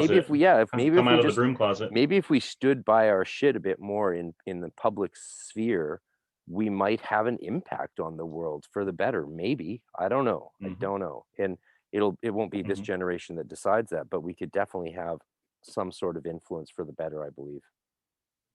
Yeah, exactly. No, I agree. I think it is a good time for that. And you know, there are some pretty cool occult podcasts out there, like yours and a few others. Oh, so many. Yeah. So many, Yeah, there's for so sure, many. for sure. I finally, Hmm. the guy from A Cult of Personality, who's a student with David Heim Smith, reached out, and Oh, cool. I can't find his message, but I've been looking and looking. Maybe he deleted it. I don't know. Hmm. I'm just being silly. So like, there's all these great ones out there, and more are going to come along. But I think we should encourage more. I think we should encourage more. Oh, yeah, Like, if you have an for idea sure. for a special take, then Hmm. like an angle, a perspective, and we all have angles and perspectives. Then like, do it. That's what I like about you. Yeah. I think you're a naturally good interviewer. Oh, thanks. I'm trying to get better, but it's a work in progress, as they say, right? Like always refining, always sort of improving on the process. But yeah, I mean, that's why I really, for me, it's the reason I started. It's kind of like, what do you bring to the table or whatnot, right? Like I have my own unique practices that I do, and then also I'm really curious in, because some podcasts are more theoretical, right? Like you'll listen to them, they're talking about, which I'm interested in. Don't get me wrong, I actually really like those podcasts, and I listen to them where it's like, this grimoire, we found the original version of the Heptameron, that it's not called the Heptameron, it's called this, and this was the real author. I mean, that's quite interesting to me because I love The history and Heptameron was originally called the Dungeon Master's Guide. right. But you know what I mean? I mean, those podcasts are interesting too, but for Which me, one why is it's that? called What are you talking Praxis. about? What are you talking about?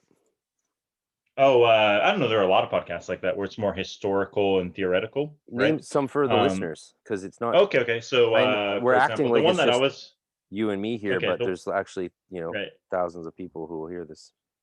Right. The one I was referring to, which is a great podcast, and I listen to it pretty religiously, is a Glitch Bottle podcast. A very, very Yeah, good podcast. I was just And listening to the new mhm. Necromancia de Medici one today. Oh yeah, I think I heard that one. I Yeah, think I I've heard that got this one. big. The newest one, right? I'm halfway through it. Yeah, I'm gonna get his book. Yeah. I'm doing a big necromantic ritual coming up, so I'm Okay. brushing Yeah, up. yeah. Well, like even that one, right? Like it's all like historical, which it's cool. Don't get me wrong, but the reason why mine is called Praxis Behind the Obscure is because I actually want to hear what people's practice is and what they actually do, what they actually experience, why they do what they do, and sort of what theory or what basis it's on, right? So it's like Yeah. practice, right? The See, theory in practice, magic in theory and practice, not exactly.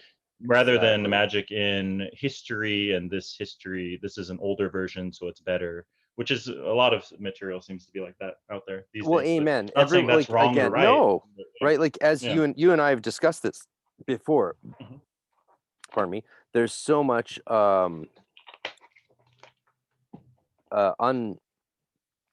undiscovered historical stuff. Like we Oh yeah. touched on this. Like, there's more Kabbalistic manuscripts extant that are not only untranslated and unpublished, but they're not even like transcribed from the actual manuscript in these synagogues and universities. So there's so much.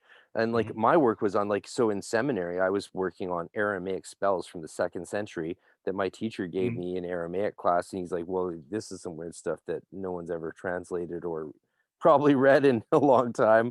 Here you go. And I'm Mhm. like reading these like 3-4 long page lists of angel names in Aramaic, and they're like spells to keep you safe when leaving one house and going back to another house. Invoke these angels, and some of them are clearly demonic names by our modern standards, but it's just like Mhm. massive incantations. So you can imagine some person like, you and me finish our jam for the night. I'm at your place in Mhm. Seoul or wherever you are in Korea, and I'm like, Mhm. okay, I'm gonna go now. Hold on one second. Just at your door, I'm like, start chanting these angel names for like 5 minutes. I'm like, keep me safe, so mote it be. And then I go off home to catch the Uh, subway, right?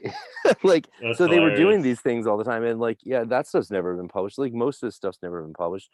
And the De Mm. Medici stuff hasn't been published. So the historical stuff is great, but I love that you called yours Praxis Behind the Obscure.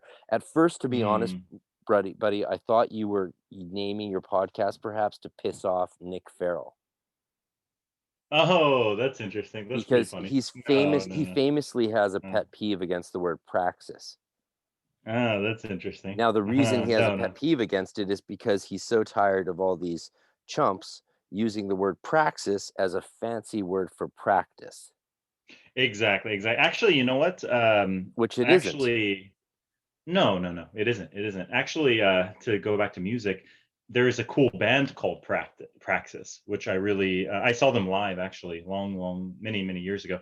But it's actually Buckethead. I don't know if you're familiar with him. Really, I think he's like the best guitar player alive. Probably, I'll send you a Really? clip. Buckethead, and then it was he was the guitar player. Bernie Worrell, who was the keyboarder for Parliament Funkadelic. You know the Parliament, right? You're No, familiar, I would imagine. No? no, Interesting. Okay. God, yeah, I no, gotta send you a lot of links no. after this then. I mean, I know I talk Okay. a good Yeah. game, but what people don't realize is I mostly listen to like instrumental Celtic bands, like Irish bands, like Oh, Deedly awesome. Idle Day. Awesome. Like most of the music I listen to is in nine. Okay. You know, Okay. that's why I like Interesting. Tool in Interesting. the rock sphere, because like I'm used to counting in 9 and 6 and 7 Hmm. and doing like these, you know, hornpipes like Right. Yeah, I like love that's what I you sent listen me a to. couple of your clips playing Oh Celtic man. music. That was awesome. I Oh really man. enjoyed that. I mean, I love fusing that with rock and Mm-hmm. metal. I Mm-hmm. love that. Oh, fusion. It's all, dude, some of my favorite shows ever is when I guested at a festival here and Mm-hmm. there on my Irish uilleann pipes with like a crazy rock or metal band. That's some of my favorite moments ever, right? Of course, it Mm-hmm. can be a little problematic when you're like, look, I can play in D major, G major, or E minor, A minor, D D major, or G. And then they're like, okay, cool, we got it. Okay, we're playing in A minor. And then you're like, you start and you're like, this is not A minor. Like, oh, sorry, it's C sharp. And you're like, oh, fuck, I can't do it. And then you have to like bend every Right. single note and just create sound effects rather than actually play along. That happens. Musician Mm. problems, right? Yeah, exactly. Exactly. That's Sorry, pretty funny. got into that there. No. I agree. I agree. We have to be careful not to We're go too headlong into music because that's a whole other thing. Yeah, that's a separate podcast, really, huh? Yeah, but I don't want to talk about music ever really. Like I'll talk about it in the context of the occult. That's exciting. But talking about music on its own, fuck no. That's just like it just it's drives me more fun to insane. do Yeah, and I want to play. go play. Yeah, Like I'm yeah, staring at yeah. my case, my hard case that holds my trumpet, my uilleann pipes right now. And I'm like, I could Mm. probably get away with a few notes later in the bathroom. No one will notice. No, they'll call the cops. The cops will be like, "You're having a party." Like that single karaoke singer who was streaming online in England, who was singing karaoke Right. to his YouTube fans and got arrested and beaten because his Oh, neighbors assumed geez. he was having a party. And it's just some guy, he's there just dressed up as Elvis, and the cops come in and start billy clubbing him on the ground. It's Oh, like, geez. and they're like, oh, he's like alone, just live streaming Elvis karaoke to his friends Mhm. online or his fans trying to make a living. Oh my God. Oh, Oh wow. my That's pretty God. sad. That's That what's is pretty terrifying sad. about playing music indoors right now is your neighbors will rat you out and the cops will break in. That's what's terrifying right Jeez. now. That's why I'm not even Jeez. practicing hardly at all. If you see me playing music, it's on like a 20-minute live stream and then I'm done because it's The just cops too are gonna come in. They're gonna but smash your dude, you Ellen don't pipes. you just can't trust them right now. You just can't trust Right. the climate of violence in the world. It's Mhm. scary. So you're very lucky you're Oh, in for sure. Korea and you're jamming with a band and playing shows. I'm very jealous. We're not playing shows actually, but we are playing. Okay. We have our practice room and stuff like that. And Yeah. small shows are allowed, but yeah, we'll see. We'll see how that goes. Can't really make Anyways, money at a small show. yeah, for sure. Cannot. Well, we break even. Let's put it that way. It's basically a free dinner and drinks. That's what it Hey, comes at down this to. Yeah. point, I would take it. I Yeah. would take it. Yeah. Hey, I'll take it. Yeah, exactly. Well, Exactly. yeah, no, Better than nothing. I mean, as far as just getting a chance to play music, okay. right? Mhm. So praxis really Mhm. is what's sometimes called in academia the critical circle. I don't know if you know that term or if you've heard that, but it's like the idea of Mm-mm. praxis is theory that creates practice that then Right. revises theory. It's a circle. It's a Trinitarian circle. That is what the word Right. Right. praxis means. It means theory that Mhm. produces practice that leads Then to you refine results into the that next leads to a theory. new Yeah. theory, and that Right. circle doesn't repeat itself, it spirals, and that's what in Hmm. semiotic philosophy is referred to as infinite semiosis. And it really Exactly. does Exactly. integrate very well with the magical practice and development of ourselves as magicians, as well as being Exactly. Exactly. inherently related to the interpretive structure of human understanding. Exactly. The That's two why I named the things. podcast that, because then that's what I'm trying Praxis to dig of the into, right? obscure. Right, folks, because if of you the aren't obscure, the subscribed on occult, YouTube, right? if you aren't subscribed on YouTube to Praxis of the Obscure and subscribe on Spotify and Hmm. Podify, which is the Stoner Spotify, and iTunes and all those places, review him on Apple iTunes. Go wild with my buddy Nice. Ryan here and just subscribe. Go to his OnlyFans, subscribe to those sneak peeks out of the shower. Yes. Yeah. Got some exciting episodes planned out, so Are you gonna should do be some fun, you know. are you gonna dress up on OnlyFans like a hentai girl? Right, make it real East Asian style. Yeah, Hey, you got Dave, to Davey uh 504 did that. It worked. He made a few 100,000 off that. well, hey, why not? You got to copy what works, right? So If I was some tall multi-instrumentalist Italian dude, I would totally dress up like a hentai girl. that's pretty funny. All right, so I think it's time that we Anyways, get okay. into the nuts and bolts of what we really want to Sure. talk about. Is what were Sure. the books, what were the practices Hmm. that led you? Because so it's Enochian, really, not Goetic Yeah, I would spirits. say. It's Enochian that you have set up in your place. You have Jason Augustus Newcomb's beautiful Mhm. floor mat, which I will definitely be getting one. I will be getting all his floor mats once once I know where I'm going to settle. And you have the Sigillum de Amet, and you have Mhm. all this stuff set up. So what were the books that led you to set that up? What led you to Mhm. find Jason Newcomb's tools, which are wonderful? And what sort of Sure. work Sure. have you done? This is how I really want to, you know, this is the body of the podcast here, baby. Let's get into the Mhm. real business. Yeah, sure. So as I mentioned, it was um, a couple years ago that I have to look when it actually was. Probably like a year and a half or 2 years ago that I did the scrying session with Lon Milo Duquette, which I think you had mentioned that you'd done a scrying with him I before I too, right? did I did Mhm. a hardcore Enochian day with him and Troy Mhm. Sprue, who I'm actually getting together with at his studio. He's the head of the OTO, or one of the heads of the OTO and the Freemasons in Vancouver or in New Mhm. Westminster, and I'm gonna get together with him on Wednesday at his Oh, studio. And cool. he invited me to the lawn stuff in Vancouver where we did a bunch of Enochian work, and that was very Oh, that's powerful. It was awesome. the first time I did money magic actually in that Enochian work, and Interesting. woke up the next day to a random $1,300 being in my account from a source that didn't make any sense.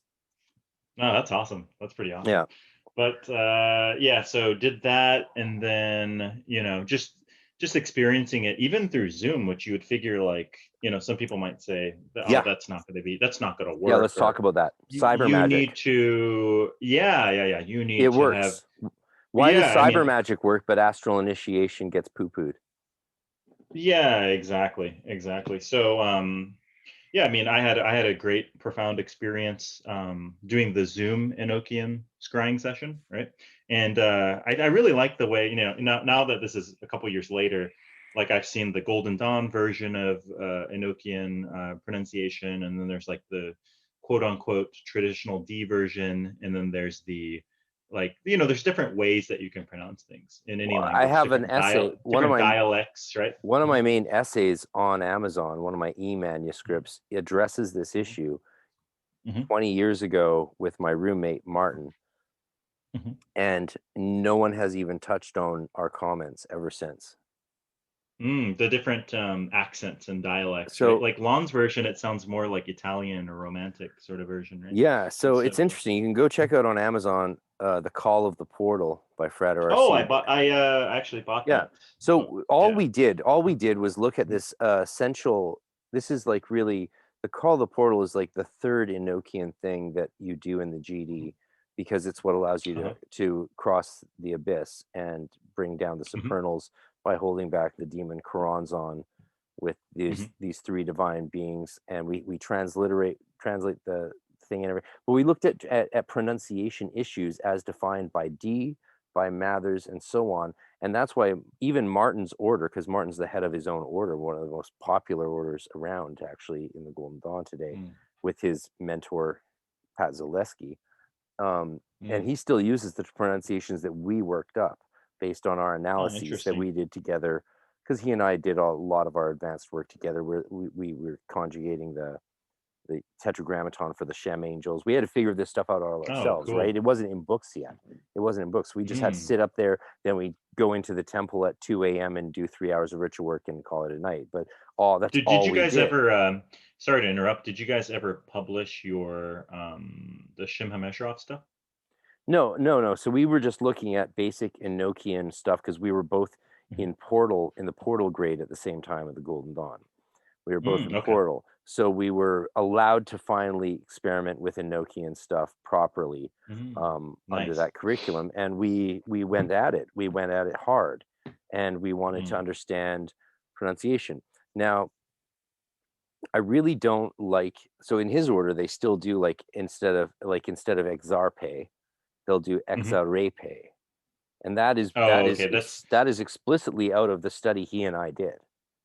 And I do interesting. credit him in the thing because I wrote it, but we did the research together and came up with these. And it's just a compare. No one had really, and some of the things that people have said since aren't accurate when you compare it to our research. Though I would really love it if Mm. people just digested our research and moved on.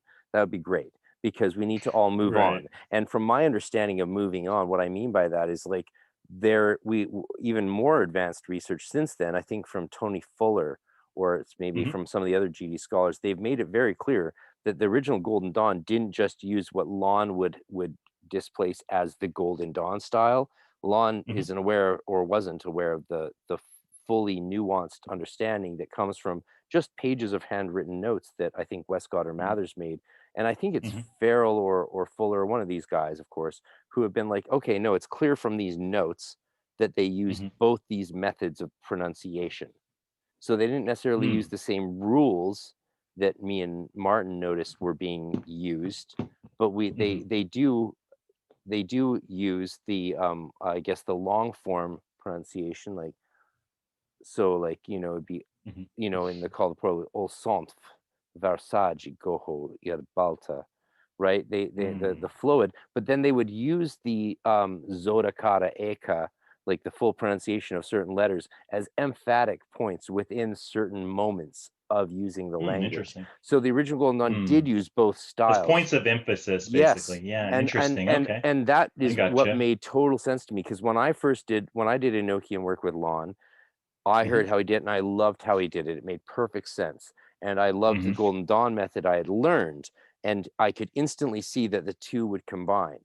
Over the next 2 Mm. years, what was crazy was that I did all these entheogenic experiments with Enochian specifically, Oh, even nice. before I even realized that Dee and Kelly were using entheogens to develop the Enochian system, which they were, as I clarified Well, on which my is an interview with interesting you.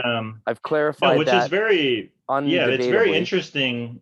Yeah, that's actually so interesting to me that you mentioned that. It's because when I'm doing so I've done, a variety of different sort of meditative practices and magical practices, right? But the practice that has come the closest to the states I experienced while on heroic doses of psilocybin or LSD or what have you has been Enochian magic. Like there's Right. certain Okay. states, like it gets me into a trance or it gets me Have you into ever a been? a space where it's so similar to being on a strong psychedelic, which Have is you quite ever interesting. been Yeah. either in ritual, more likely out of ritual, on Mhm. those high doses, and it's like people are talking to you, but not actually talking to you, and you're hearing a language in your head? Oh, of course. Yeah. Yeah, you've heard the language, the mushroom talk. Yeah. It sounds Yeah, it so does much sound like kind of like an Enochian. Enochian. It Yeah, does. exactly. It I think we sounds talked like, about that yeah, before. Yeah. no, but Yeah, I it's think very I true. think It's there very may true. be no frontier more important for people to explore and realize than the fact Mhm. that the language you hear in DMT realms and in high doses of mushrooms, like, it's so similar. It's almost sounds like someone Mhm. speaking something properly, whereas compared to us, we don't know how it should sound. Right, like Yeah, that is imagine quite you and I are interesting. Mhm. tried to speak Italian by reading a bit of Dante to each other right now, Mhm. not knowing how it's pronounced. We'd sound Mhm. ridiculous, of course, and childlike. Sure. But then Mhm. if you heard two Italian guys speak in Italian, you'd be like, "Oh, that sounds like almost a completely different thing," but you can sort of see how what we were doing was kind of similar. Exactly. So Exactly. that's what I I think think it it's is like with Enochian. The yeah. way we use it is so far removed from how it actually sounds that as Mhm. soon as you go into these altered states of ayahuasca, DMT, probably Mhm. peyote, though I don't know yet, Mhm. or psilocybin, like that's the language you hear. The way these spirits communicate is in these sounds that just, I think Sure. that's what they were hearing. I think that's what Dee and Kelly were hearing. Well, it's certainly possible. I mean, it certainly sounds um, feasible for sure. And at I least the think way it's it's a sort of much like, more what do they valid call it? argument for us to promote than the Yeah. argument that Dee and Kelly and Enochian magic and magic in general has no Mhm. common ground with entheogens. Oh yeah, for sure, for sure. Well, this is Um, controversial. Like all of this stuff is this. mhm. You and me are on the outskirts of accepted theory here in what we're Oh, saying. for sure, for Well, sure, for sure. I love Well, it. I think, You're like for sure what we're saying makes the most sense, and it's like we're like in the but it's margins also of the most accepted heretical thing. reality, and you're like, well, yeah, for sure. So you're super comfortable of saying the most extreme things, believing it's the most extreme truth, while recognizing it's on the extreme margins of acceptability. I love that you're comfortable with that, bro. Well, yeah, exactly. If you look at like, I mean, come on. If you're looking at like Come on. Wikipedia, John Dee, and it's like the court astrologer to um Elizabeth or something, and then it says like into very obscure, shady occult practices or something like that that had no relevance or something. You know, like if you look at like the official narrative of Dee Oh yeah. on Google or Wikipedia, Well, and it's officially, like he wasn't some actually even a doctor. right, right, I right. think he was a But doctor of like theology or something like that. right, but it's like we're talking about the obscure practices and the obscure part of his practice. Like we're going all the Oh way yeah, down the rabbit hole, basically. we're Yeah, in the praxis of the obscure of the obscure. exactly, The obscure exactly. praxis So of the obscure. Shall we take that bathroom break yeah. now, brother? Oh yeah, sure. Okay, cool. Awesome. Let's BRB. do it. All We're right. back. So let's see. Yeah, we're back in action, right? So yeah, as we were talking about the obscure of the obscure and Enochian magic, a Nuances friend of within mine the just sent me nuance. this interesting nuance in the nuance, yeah. I'll have to send you this link, but a friend just sent me this book called The Path of the Serpent. It is volume 1, Psychedelics and the Neuropsychology of Gnosis. Looks pretty interesting. I'll have Wait, is that the to one that I haven't looked just through it yet, but is that the one that wait, what's it called? it's called, oops, Because my phone there's a is bunch of freezing. those similar titled books I think that people have been recommending me, and I'm trying to Mhm, I want to keep up on that stuff. But yeah, there's a lot of like, and then mhm. when I looked at the book, maybe it was the one you maybe it was you that recommended it. Say it again. It's The Path of the Serpent, Okay, that's not the one. Psychedelics and the Neuropsychology of Gnosis. Yeah, it looks pretty Oh interesting. my God. Because there's this other Yeah. psychedelic entheogen one that I put on my wish list that I was like, yeah, I need to read Mhm. that right away. I don't know if it was you or someone else that recommended it. But there's like so much literature coming on this, and right now it's just fabulous. Fucking Oh, fabulous. for sure, for sure. Oh no, It's Alien just Information Theory, Psychedelic Drug Technologies and the Cosmic Game by Andrew Gallimore. That was what someone recommended me. oh So that's on my wish list. yeah, I already have yeah, like a yeah. million, like $100,000 of books on my wish list, and it's like, and I'm realizing that it comes to like less than 3% of what I had in my stolen library. So that's depressing. I always thought my stolen library was worth a couple $100,000 because it was insured once for over $100,000, but now I'm realizing now Mm, it's closer to like 600-700 grand based on current book prices. So that's depressing, but hey, life goes on. Life goes on. yeah, All I want to do is walk yeah. through the forest with my staff and then come home and sing Scottish ballads all night. That's all I want to do, man. For sure. Throwing a Yeah, little that's tool in there right there, and I'm happy.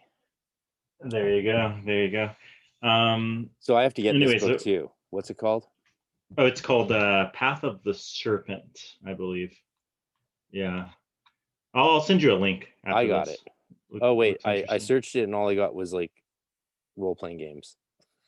Oh, Of weird. course. Okay. That's weird. Mansions of Madness, The Path of the Uh, Serpent, transformation. free It's delivery some by sort Amazon. of Yeah, there's an interview. I'll send you this. Who I wrote haven't it? checked it out. It's so a friend just sent me this link. It says Rosicrucians, Drugs, and Angelic Transformations. Oh, sounds like my Uh, buddy Chris Bennett's work. it says an interview with Dr. Tilton. So you know what I typed in what you just said and know what came up is Fyodor that? Dostoevsky's Notes from the Underground. Wow. That's what came Yeah. up, which if anyone hasn't Wow. read it, it's possibly the best book ever written. Notes from the Interesting. Underground, and it's 100 pages. I haven't read Honestly, I think 5 of my top 10 books ever written are Mhm. 100 pages, like Arthur Rimbaud, Season in Hell, Heart of Darkness by you know who.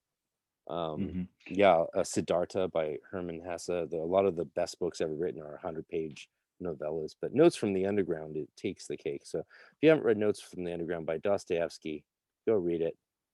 I'll have to read that. But that's what came up when I wrote in Path of the Serpents, Rosicrucians, Drugs. Interesting. Yeah, I'll send you the link after this. Yeah. Because Maybe it includes Canadian yeah, exactly. Well, it includes the link to the book and then also an interview with the author talking about Rosicrucians and drugs and angels. So I'm sure it's along the lines of things that me and you are both quite interested in. So yeah. Well, Mhm. I'm still getting used to this whole entheogenic reality, honestly, because it's a big puzzle. It really is a big puzzle. And let's let science go investigate drugs on science's side. Spirituality will investigate them on spirituality's side, and eventually we'll meet in the middle. That sooner or later, if not progressively throughout. What's that saying? When religion and science finally get to their final destination, they'll discover mysticism's been there all along. Yeah, no, I agree with that statement. Who said that? Was that you? Someone's no. That was you 5 seconds ago. That was some famous theologian, man. It was probably like Thomas Merton or Thomas Keating or one of the Thomases. Not Doubting Thomas, he was a douche. Doubting Thomas the douchebag. Imagine being like, I don't believe you're resurrected. Let me stick your finger in your hole. And she's like, fine, dude, stick your finger in my hole. And he does. He's like, oh my God, you're alive. He's like, bitch, I told you. Because that's a way Jesus to know. Sounded. Right. That's how you know if anyone's alive. You stick a finger in their hole and see the reaction. Oh my God, dude. That's a good way to test if anyone's can feel anything, right? So yeah. Oh my God, my mind's gone so many places. All right, so where are we at? We're talking about Enochian work and Enochian magic. So I was talking about how working I with Lon scribe Milo, and it worked doing it with him online. You did it online successfully, and it was powerful. Exactly. Yes, and so that's where I think that's a new area where you have there's some magicians out there doing their own sort of like online academies and schools, right? Like, so then I found out. So after that, anyone was doing anything like that. I certainly never would. Yeah, well, you have your own thing going on, which looks really cool. Looks really interesting too. Yeah, it's a great idea. Weekly classes, and oh, that's awesome, man. That's awesome. Every Sunday classes. $50 a month. That's awesome. It's worth it. Plus Sunday you get access to me all the time. And and I'm not doing Golden Dawn stuff specifically. Some people think that, but it's like, no, that's my training and background. But I've been doing a lot of things in the 20 years since completing the Golden Dawn system as an adept. And well, I'm sure there's elements of the Golden. I mean, I'm sure there's stuff it's you do with that, and starting stuff point too, right? Like it's a great starting point. I don't know why anyone writes it off while they're still doing an LBRP. It's like, okay, so you do an LBRP, but you don't care about the Golden Dawn stuff. It's like, I think a lot of these people haven't done some of the advanced ritual work, but then there's other issues like, using the grade signs. I recently posted a clip of me doing a bit of an SBRP, and I admitted the grade signs because I'm conflicted. I'm like, I don't know if the grade signs are significant for a magician doing these rituals, because the grade signs sort of trigger, if for lack of a better word, the experience of when you learn the grade sign in the physical initiation. Now, if you haven't gone through that physical initiation, the grade sign seems a little silly to me, because it's not like some cosmic gesture that resonates throughout all time and space and is platonically true in a metaphysical sense. It's a gesture that's based on the symbolism and experience you had personally in that initiation. So the idea that it has some sort of magical power outside of that context, to me, doesn't really follow, Okay. unless you're living in a very vague world where everything loosely equivocates as everything else, and everything corresponds to everything, but that doesn't make sense to me. Right. Well, don't some of the great signs, they correspond to like water, earth, like the elements, Yeah, right? like, so sign Like of if you the have. emperor, the sign of the emperor and Mhm, the sign of silence, mhm, which always follows it, is the grade sign of the mhm. neophyte. Mm, And that makes sense. Like, right. the original Golden Dawn LBRP didn't have the sign of the emperor and the sign of the silence, because the ritual hadn't developed that far yet. And they even did the Mhm, whole purpose of the pentagram and the projecting into it was for very different reasons than they originally. But things developed; they were always developing.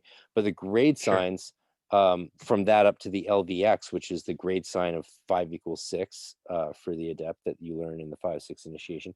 Again, those things trigger the initiation and the states that you were in the initiation, because when you enter a new state of altered consciousness, you want to be able to sort of get back there and work on constantly getting back there by using signs and symbols, names and images, to Sure. re-evoke that state in yourself. Just like when you or I get ready for a gig and we put on that eyeliner and coif our hair. I have a full head of hair, as you all know, so I coif it very nicely and spiky, and put on the eyeliner and the black and pink nail polish. We entered into an altered state of consciousness. We're like, Mhm. I'm ready for the stage. But in magic, I don't understand. I don't think we should Well, it's called, I think in psychology, don't they call it like anchoring? Like you anchor that anchoring. Yes. anchoring. So Oh, you're yes. anchoring the LVX signs with the mystical state that you experience, right? So it's kind of like in, I think in Buddhism, they have like the different mudras, and those mudras are anchored states that Yeah. you're bringing back into your awareness in So, order like, to rechannel that, yeah, right? Damien Eccles uses the sword mudra for the LBRP and the all the advanced Golden Dawn rituals. He does adept rituals in his Hmm. basic practice. Though he doesn't Hmm. actually do the rituals physically anymore, as he has said on his Patreon, which I'm on. He doesn't do them physically anymore. He just does them in his mind, which I have conflicted feelings about. But he Hmm. uses the sword mudra, which is the 2 fingers. And the 2 fingers is what generally most Golden Dawn people use throughout the Outer Order, until they learn the elemental associations with each hand. And then some of us take it beyond that, like I have quite a bit. But in every case, it's not that you're doing a gesture that has some secret power to unlock the universe. You're anchoring, as you say. I Hmm. think they even Hmm. called it anchoring in second edition Shadowrun role playing. Um, when you played an Interesting. Okay. initiate in Shadowrun in second edition, there was Hmm. initiatory levels of magic practice there, and they had rituals you could anchor. And I was like, so Hmm. okay, that's interesting, and it makes sense that Hmm. they apply that in psychology and Buddhism, or Tibetan Buddhism in the East, Hmm. because these things are anchors, right? Absolutely. What else is a sigil that a spirit, we, through painstaking effort, contact, who then gives us a special sigil to more easily communicate with them. We're anchoring that connection. So that was what makes sense. I'm not so sure how powerful or significant it is to do those grade signs just willy-nilly. I'm not convinced that Sure, they're that effective. without the, well, yeah, without the underlying Right. So mystical experience that you're actually anchored before, which is why you're doing the symbol, you know. so So. can you do an SBRP without the grade signs, just using the divine names and the Mhm, the the geometric shapes? Why mhm. not? Why not? Yeah, Because yeah, for sure. doing the grade sign of practice, or the other elemental grade signs at each quarter, which we would normally do, which I do, Mhm, it represents your dominion and experience, and anchors you back to that grade where you mastered that element, right? But if you haven't gone through that experience, then the sign, it's almost inevitably empty, or at best an attempt to pretend to an mhm. experience and a power that you've never achieved or been initiated into at all. Sure, sure, So, sure. like, Well, why when I do why the waste your time with those symbols if those yeah, symbols yeah, don't have the weight behind them? This is a question I have. It's not sure. an answer. Sure, sure. No, I agree with what you're saying. I agree with what you're saying. At the same time, though, it could just be like another correspondence, right? Like, so for example, And if you like yeah, it, if you're so having fun with it, go for it, right? But like when Damien Eccles yeah, says he doesn't do this or that because it doesn't mean anything to him, and he doesn't do the sign of the enter and the sign of silence. He just does the sword mudra. To me, that makes mm, sense. I'm like, yeah, that makes sense that would work for you because you're doing a gesture that represents a sword because you're not holding a sword right now.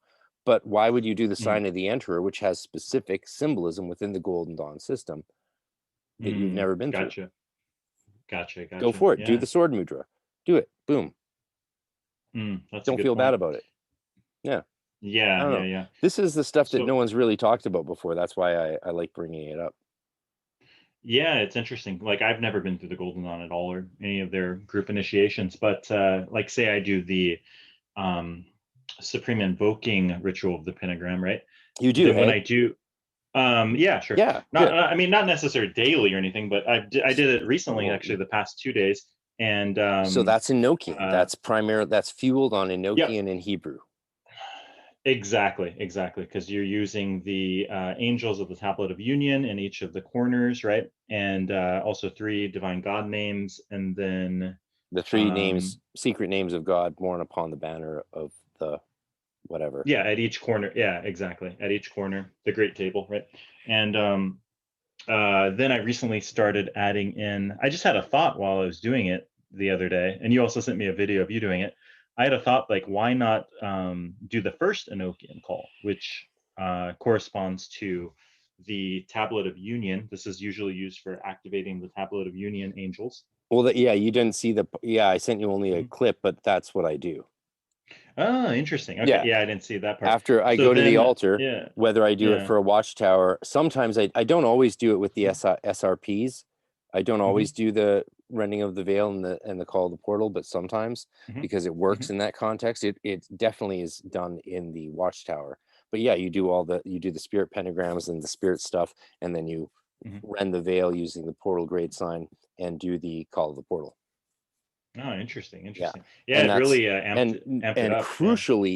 crucially to pass by the demon Qurans on you, of course, do the sign of the Emperor or the sign of Yeah, I silence, like that. sign of Harpocrates, because as even Mm, Aleister Crowley realized, that is how you pass by the chatterer, the talkative demon of knowledge of Da'at. You pass by that mhm. verbose flibbertigibbet by silence. That's cool. We're That's giving really away cool. all kinds of secrets, aren't we? Yeah, exactly. But yeah, definitely. I mean, prior to the previous times I did that ritual, I did not do the first Enochian call prior to doing it.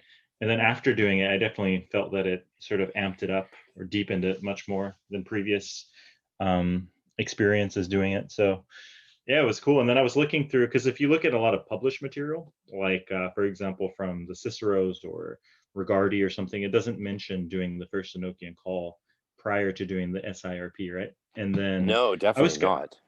yeah, but I was looking around and then I had a copy of David Griffin's Ritual Magic Manual, Well, and David his Griffin actually is my favorite magician yeah. who I trust beyond all others.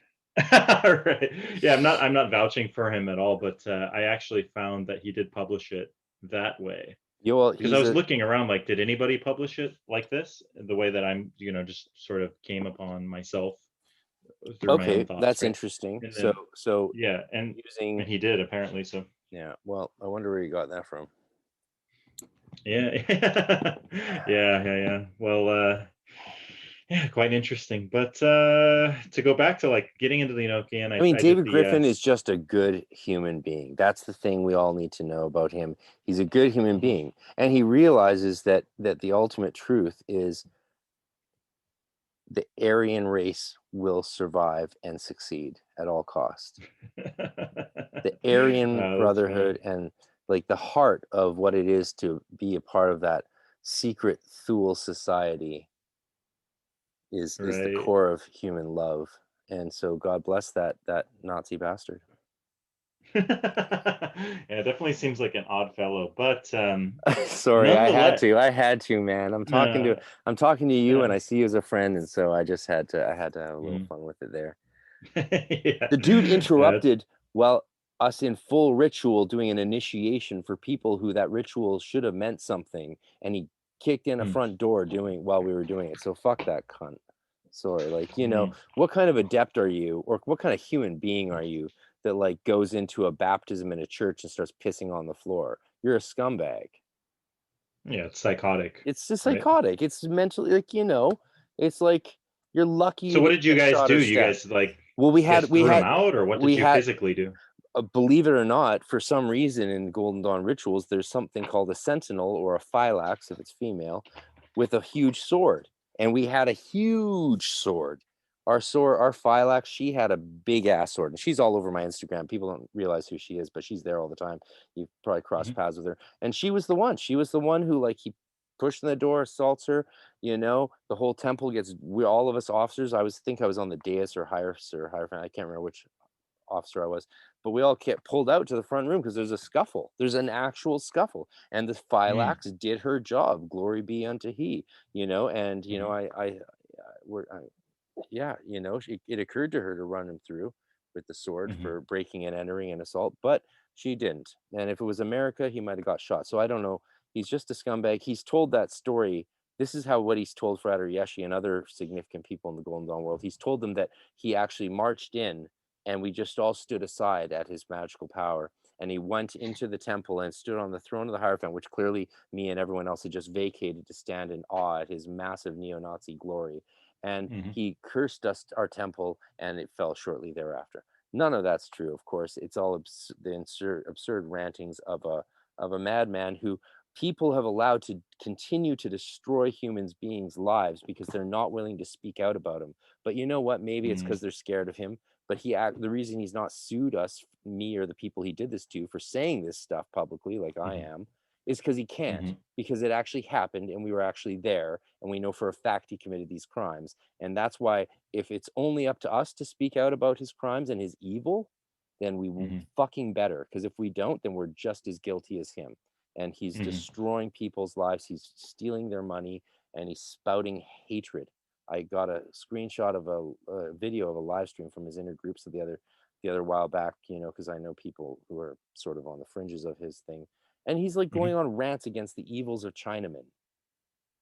Oh, wow. Yeah. Dude, just sounds the like a real word weirdo. Chinaman makes me want to vomit in my own throat. It's so disgusting. It's so what a weirdo. He's a sick human being. Yeah. And he did horrible things to the adepts of our order, to their personal lives, like sending photos of their heads on porn bodies, faxing it to their jobs and to their bosses. God, what a weirdo. Yeah, sicko. Yeah. So anyway, shout out. Love you, David. Anyways, yeah. Be well. Yeah. So anyway, That's you were terrible. saying about Griffin's version of the Enochian SBRP.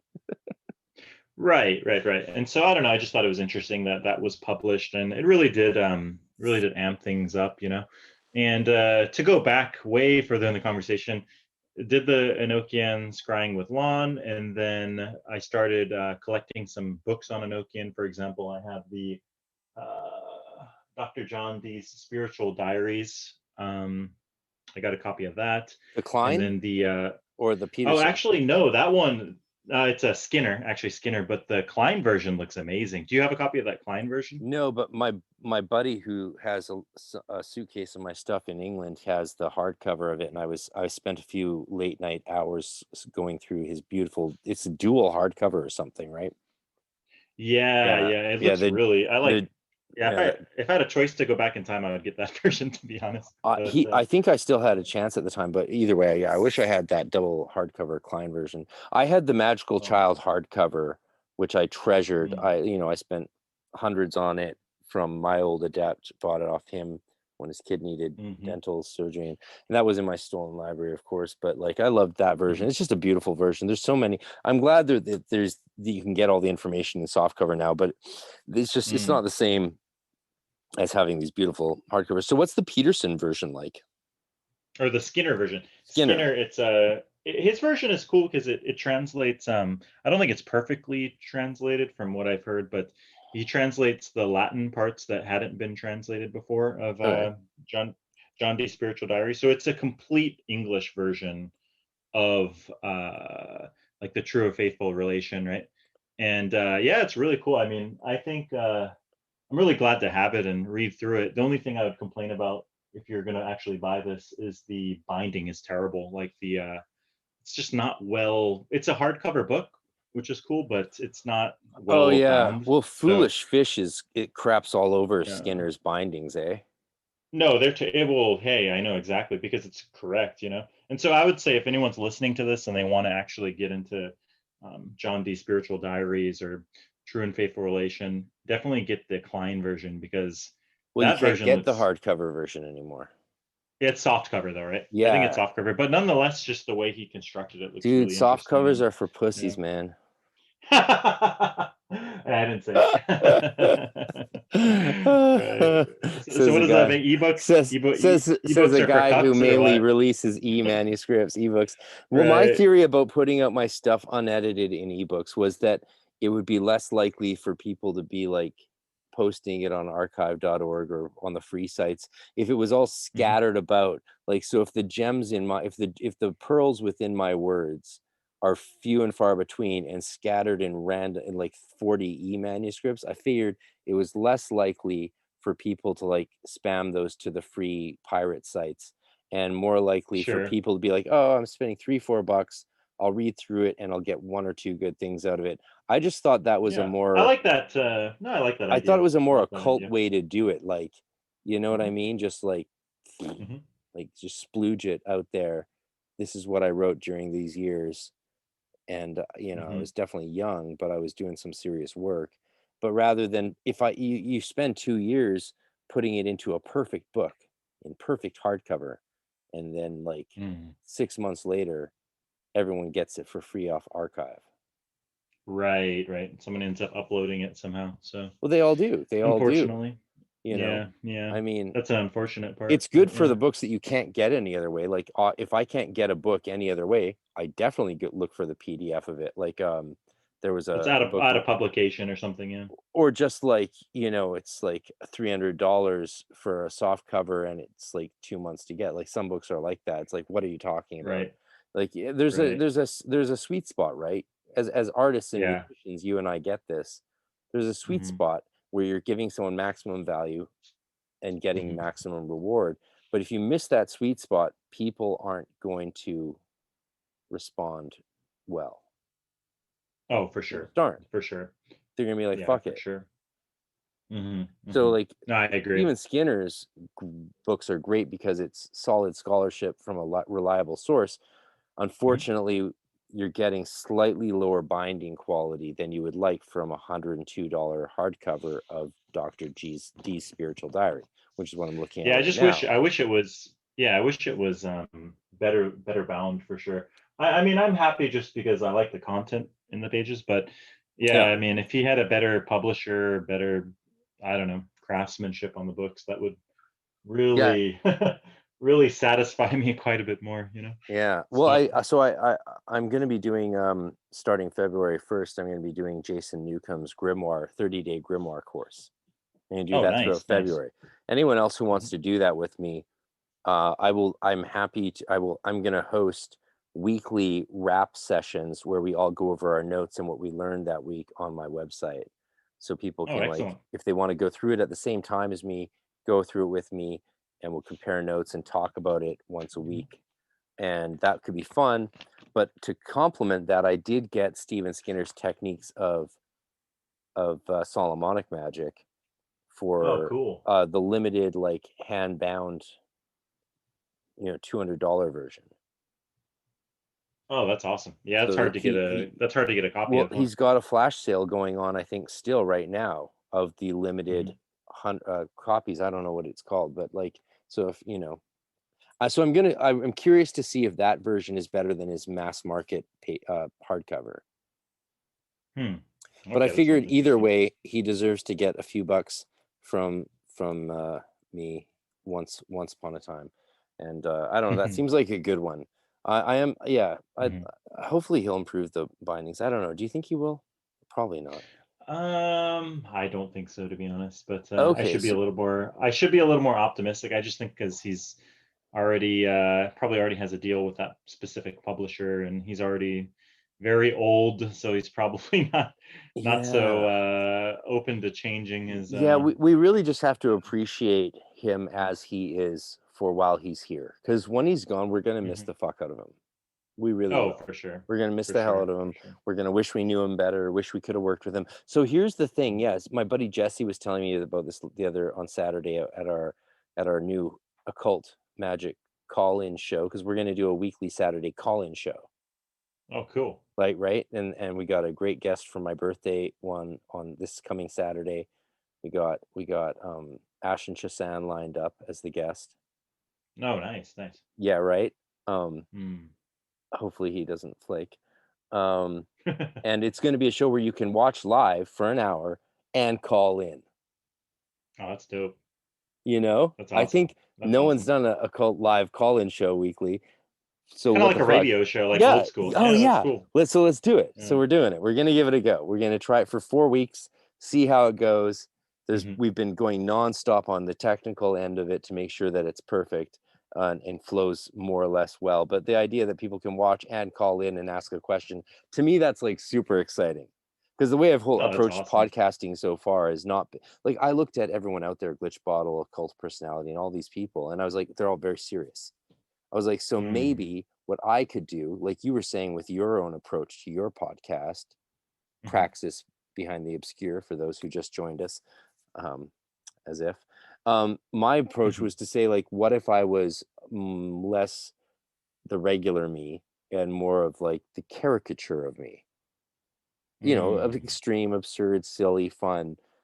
Those qualities that you would normally only see after a 5-hour gig when I was drunk, for lack of Yeah, a it's true. better explanation. I know. No, I like the concept. I like the concept of a I'm just call-in trying to be a bit more show, playful, and and this it's well, it's cool because it gives people a chance to be interact or to actually interact and to because most podcasts are either pre-recorded or they're interviews and whatnot, but to actually have a show where the listeners can kind of come and ask questions or comment, I think that's a good idea. I think it's cool. 4:44 p.m. PST every Saturday. Nice. That's awesome. Yeah. So That's that's the awesome. plan, and that time zone works well, I think, relatively well. It's like Europe means your midnight time, so witching hour. That's why we're calling it the Mhm. witching hour live, because in Europe it's the witching hour. In West Mhm. Coast it's 4:44, which is Dalet Mem Tav, and for the Mm. rest of the world it's a Saturday, so you can start your happy hour at 4:44 with us, or you can join us at midnight in Europe after you've done all your night out in the sex clubs and doing speed, or if you're in Australia or in New Zealand, well, they do that. That's what they do. Germany, if you're in Germany, it's the Berlin, Germans. I when you're was coming down off the methamphetamine. No, Yeah. in Berlin, they're like, what we do is we get together first at midnight and we listen to the witching hour live, and we do the speed, and then we go to the club just in time for opening at 3 a.m. Oh, that's hilarious. No, I'm That's joking. hilarious. That's not really how it is, but it's not far off that. We'll talk about that next time, you and me. But There you go. that's the idea. I just think it'd be great fun to have that sort of live experience with magicians we all know and love, who are just being chill, like just being chill, Mm, and that shooting sounds from the cool. hip. And if you want to ask a question, you call in, ask a question. If you want to call in and like clown them, just like have a little bit of fun. It's only an hour, so like let's try it out.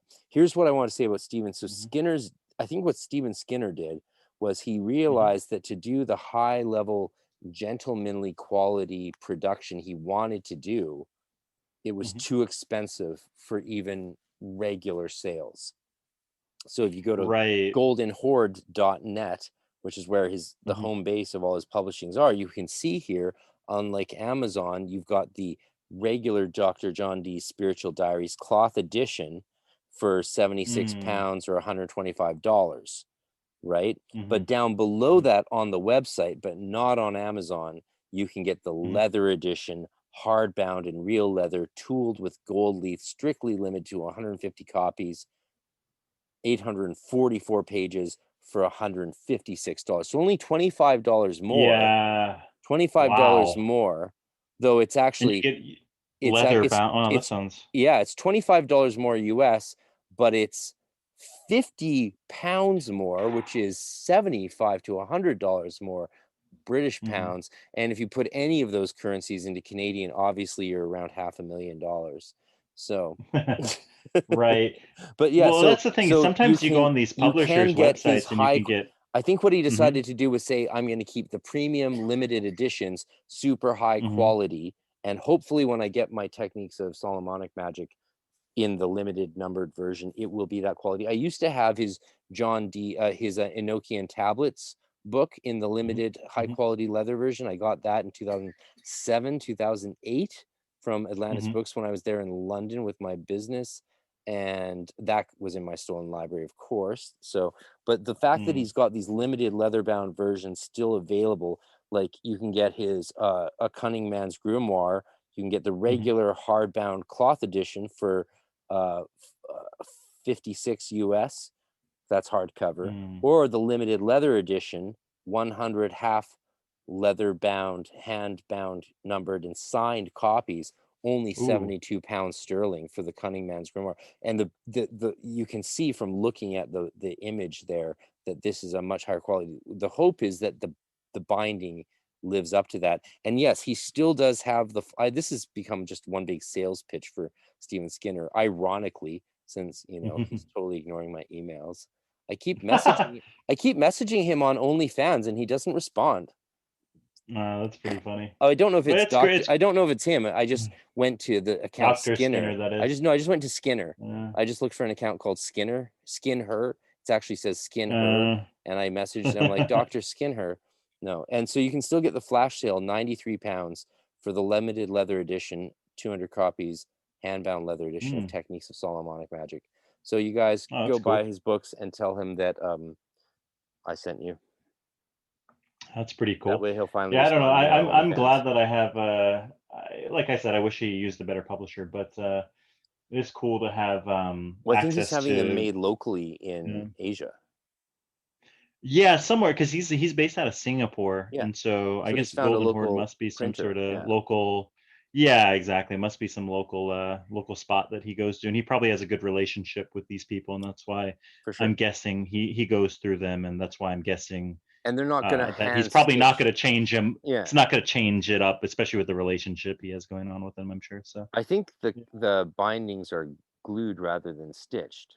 And the stitching is just expensive. So that's why he does it for the limited leather versions or whatever.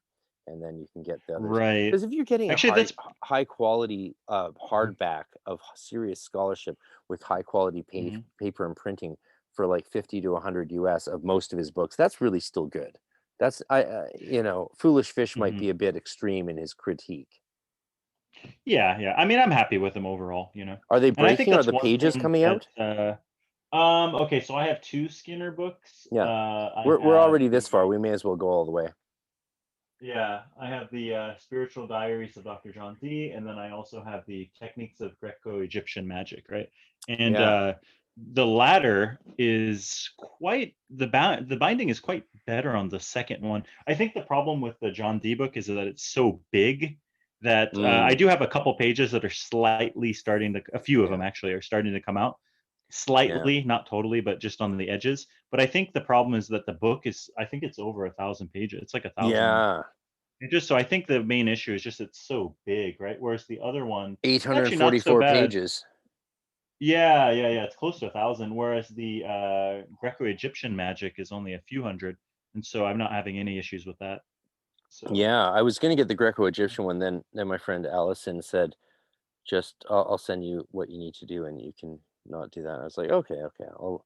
So if someone yeah, I offers to wouldn't. teach you some magic directly, like Yeah, another adept, like Allison is yeah, like, "I'll show you how to do these rituals so they work." Always say yes. Always yeah, say yes. yeah, Don't yeah. have a chip on your shoulder. Don't be like, oh, I'll do it better myself with the original sources. No, man. If another magician offers to teach you what they have been doing, say Mhm. yes, people. Say fuck yeah. Go You with have it. all the Yeah, time in the world to go to manuscripts and textbooks. yeah. Learn But from to a get real person. world, Yeah, real because world practice and people experience only is are around so long. underrated. I'm only doing this website Hermetic Mystery School thing for a set amount of time. Then it will have Hmm. enough material on it that I can just leave it to auto function. But if you want to interact with me, personally, do it now. Do it hmm over the next year or two. But after Yeah, that, that's the thing. it'll run on its own, and the Right. It students saves will you a be the lot of. teachers. Exactly. I think working with somebody who's worked with these systems or these practices, um, and learning through them directly, it's not like you have to accept everything they're saying as some sort of dogma or it's the only way you can do it or whatever. But nonetheless, I mean, there's people who've been doing some of these practices for 20, 30 years, and getting a chance to work with them and or take their courses or whatnot can be, it can save you a lot of your time really at the same time too, if you value your own time, right? Instead of having to read 1,000 books, which you probably will do anyways over the course of your life, and sort of getting what kind of gems they found and what they found works for them. It can be super beneficial, and like I said, I mean, you don't need to view that dogmatically too. It's not like, say you take a course from somebody and this is the only way to scry the Enochian ethers or to do this or that ritual. Test it for yourself and This is see the what sort only of way to effects it play has on you. there's only one way to play the D chord, brother. There's no other voicings optional. Right. Like I think me and you, yeah, exactly. Like, Yeah, it sounds it's like, look how that's wrong. ridiculous that sounds. Yeah. That's, Well, you it's say like, that in yeah, musical context, it's like, right, there's no, right. you could you imagine if It just someone sounds told you that stupid. and then you ask someone else, Right. like, hey, is it true there's only one way to play the D chord? Because they said it's true and that I Right. should accept it as gospel. And your buddy would be like, yeah, that's just wrong. You'd be like, but they're pretty hmm famous.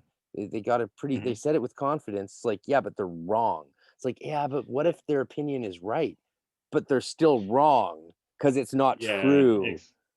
Exactly. See, that's why. Yeah, exactly. I think me and you both took the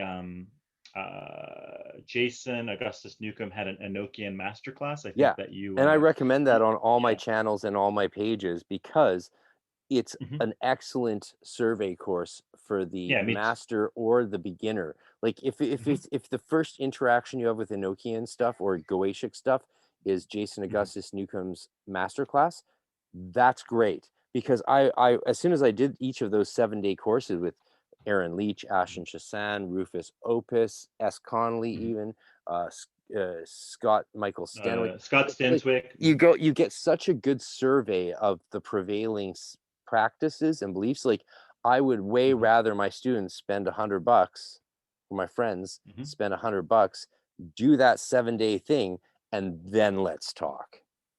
Yeah, it's a great survey for sure. Yeah, And what I liked about it is you get different. Yeah, I took the Enochian masterclass, and you get different yeah, perspectives, right? You yeah. get like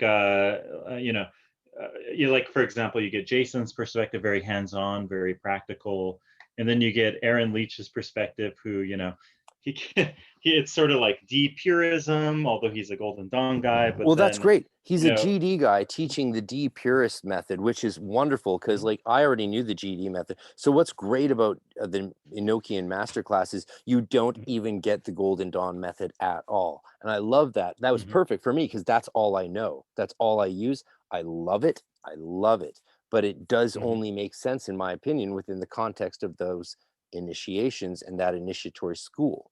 Like, if you were to mhm, approach anyone can do Enochian magic, they shouldn't do a Golden Dawn Enochian magic. They should do Depurism Enochian magic. That's what they should do, mhm, unless they go through mhm. the Golden Dawn initiations and learn the Golden Dawn system within the context of that Hermetic framework. Otherwise, do the Exactly. Puritan method or do some other method or do learn all the different strains of thought and come up with your own working practice, which I think is what you've done, which brings us perfectly back into like the Sure. final chunk of our epic conversation where we get to explore what you actually do because you've done the Sure. Sure. master class. So we So, have, you and me mhm, have very common language. You've read my limited studies that I've released to the mhm, public on mhm, Enochian, which is what it is, what it is. It's linguistic. um mhm. what so you've probably developed your own style, eh? Yeah, for sure. So I try to take an eclectic approach and, sort of it's kind of experimental and see what works for me, right? And so, I've read a lot of books. If we're talking about Enochian or other, Hermetics and whatnot, read a lot of books and done some video courses as well. I do really like Jason Augustus Newcomb's work. Like he has, I took something called the New Hermetics that he has. It's like 6 different classes or levels, right? And so he goes over different sort of meditation practices and You went through rituals all and of that? Yeah. Oh wow. Okay. Okay. We Yeah. got to talk because he wants me to go through it. So because I only recommend things that I've done, and he would love me to recommend everything, but I'm like, I'm only going to recommend things I've done. He's like, can you do everything I have? I'm like, yes, I'll do everything you have so I can recommend it. It's going to take some time. Next is grimoires, but I love the fact that he has a complete system, which is perhaps, dare I say it, a self-initiatory system. Oh yeah, it is for sure, for sure. And you And did it it all? seems to be, yeah, and it seems Holy to be shit. loosely. It would be interesting to talk about that later because it seems I never have been in the Golden Dawn or I'll went be through here any all of their night. initiations, but yeah, but it would be interesting if you went through it just because you could see, or you can see sort of how it aligns with the Golden Dawn Well, I certainly look initiations forward and to work, right? going through all his material because he'll let me, and that will allow me Mhm, to cross promote it. I only mhm, have so much time, and some of it I'm sure it will be more of a survey. But like mhm. that's the thing. The reason I'm willing to do it is because you can't go through another adept's life work without learning a lot, Oh, for sure. right? And You just the can't. different, yeah, different perspectives, different approaches, different Yeah. things they add in or different angles they take. I think it's really cool and really great. You know, what I like about Jason's approach is very hands-on and very like not dogmatic, I guess would be the way to describe it, right? Like sort of gives you a mm, sort He's of gives you experimental, like Jason, experimental. like Yeah. Stratton Kent. I like that about Jason Yeah. Augustus Newcomb and Jake Stratton Kent. Jake Stratton Kent.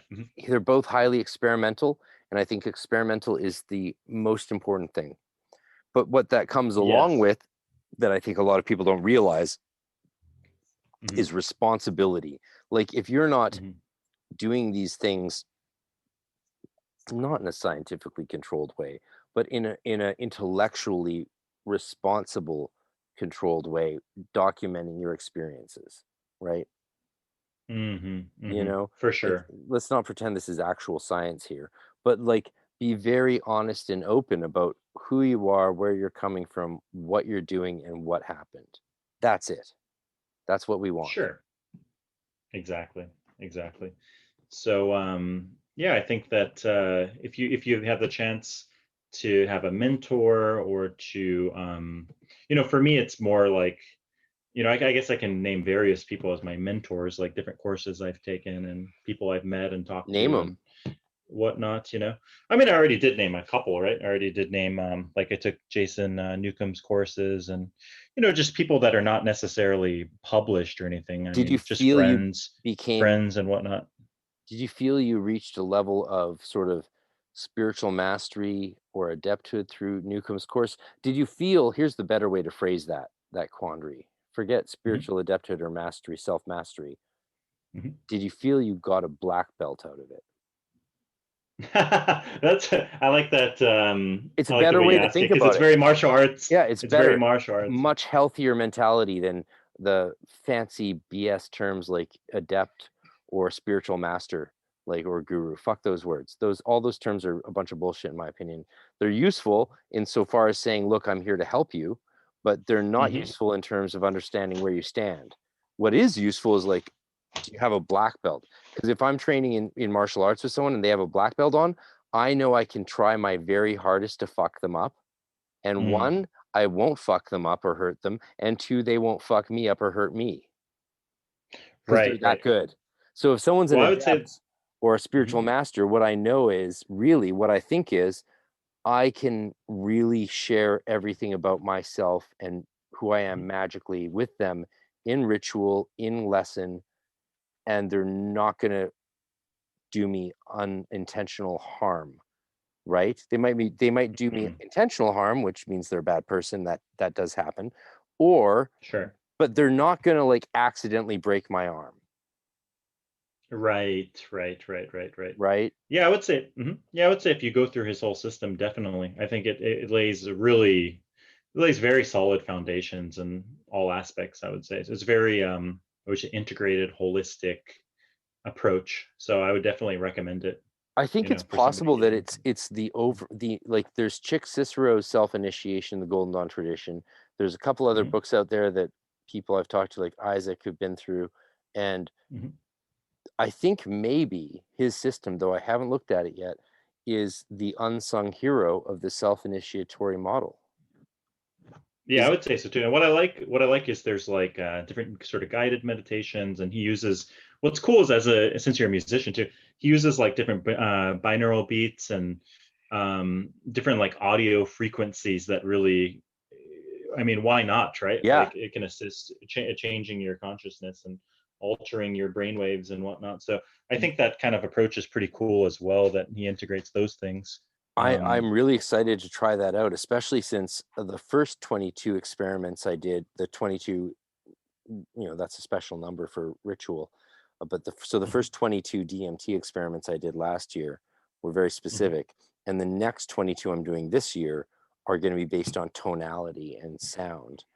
Oh, that's awesome. Yeah, That's so I perfect. would be very Yeah. could you imagine me coming out with a big review of Jason's mastery system, but done all within the context of DMT? Oh, that'd be great. There you go. Way to add something to it, but I think that might be Yeah. what I'm called to do. Why not? Hey, why not? Someone's got to Why do it, not? right? If not me, who? Hey, Not now, when? But I right, right. What really else love you? it. I Hey. can't believe you went through that. I can't believe I'm honestly still I'm delaying talking about it because like you actually went through his entire system, and maybe it is Mhm. the unsung system of self-initiatory hermeticism. Maybe it is. What I like too is he also does this path working, 22 paths, right? Right. And Again, from one all of the the other, most overlooked aspects of the Western Hermetic path. oh, for sure, for sure.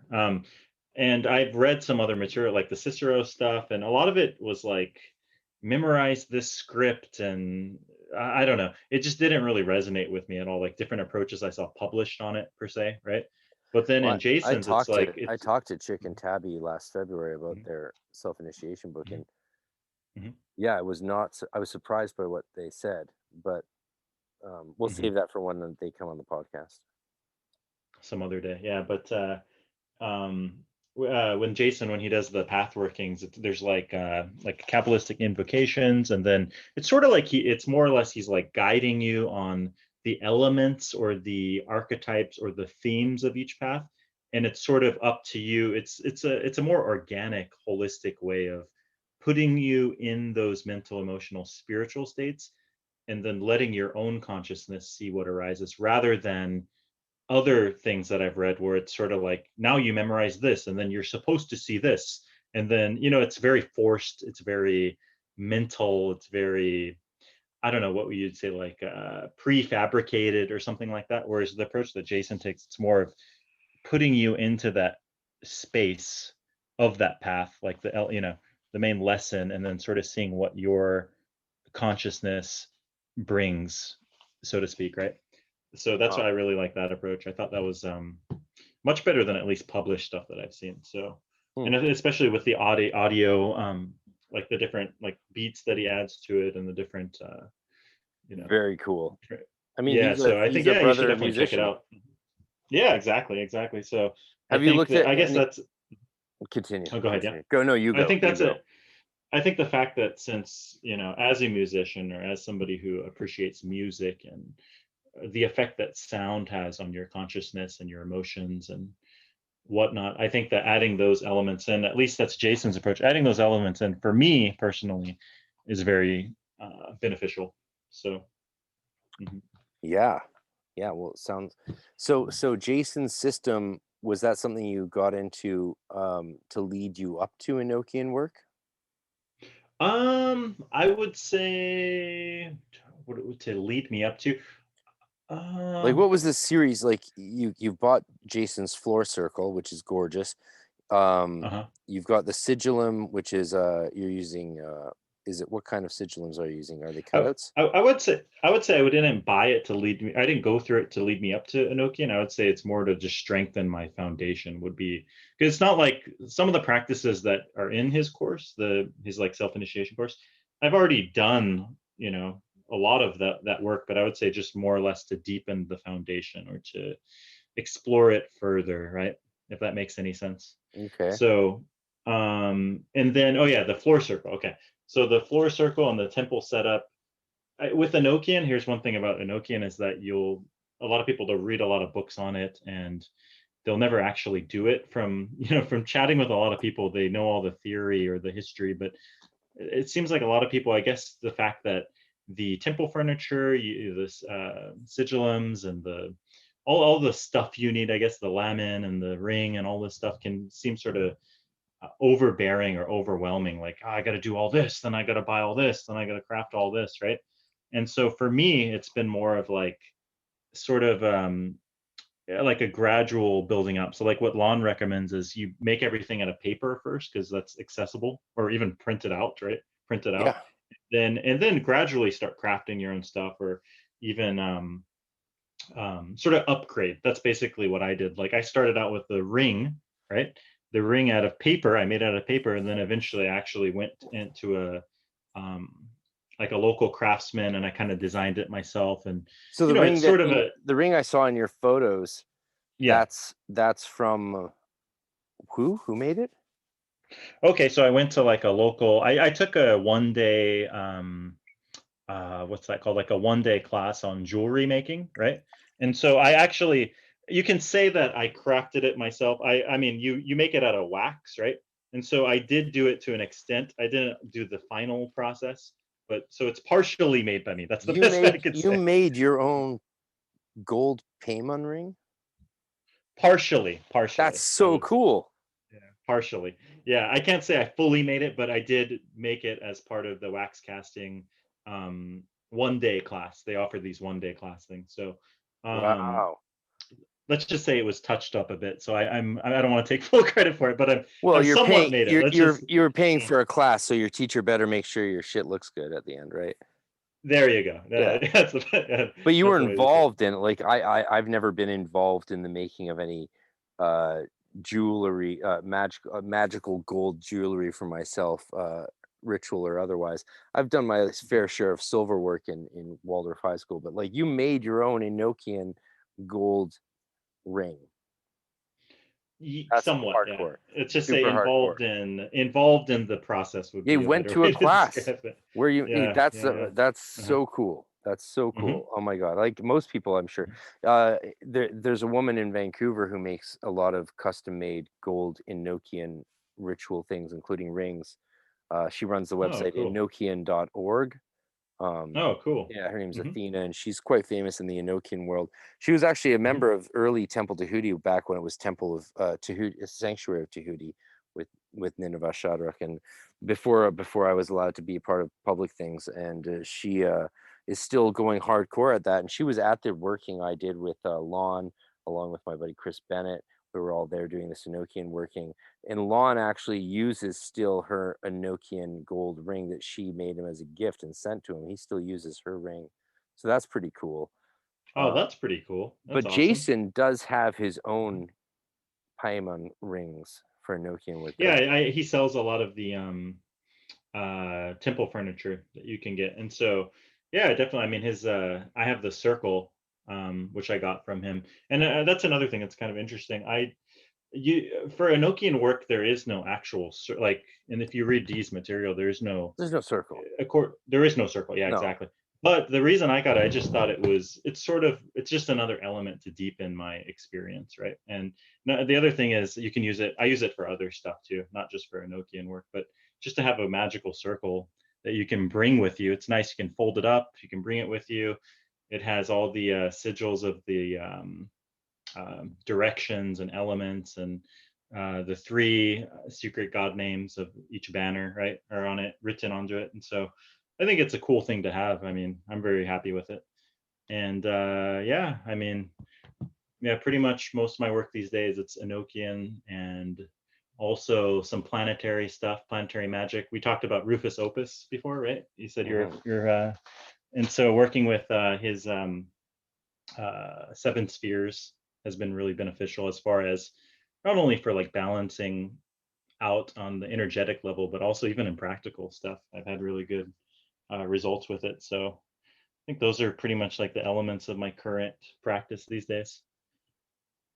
All right. So yeah, I wish we could keep talking, but I probably have another 10 minutes before I have to run out the door. You have to go to work. Yeah.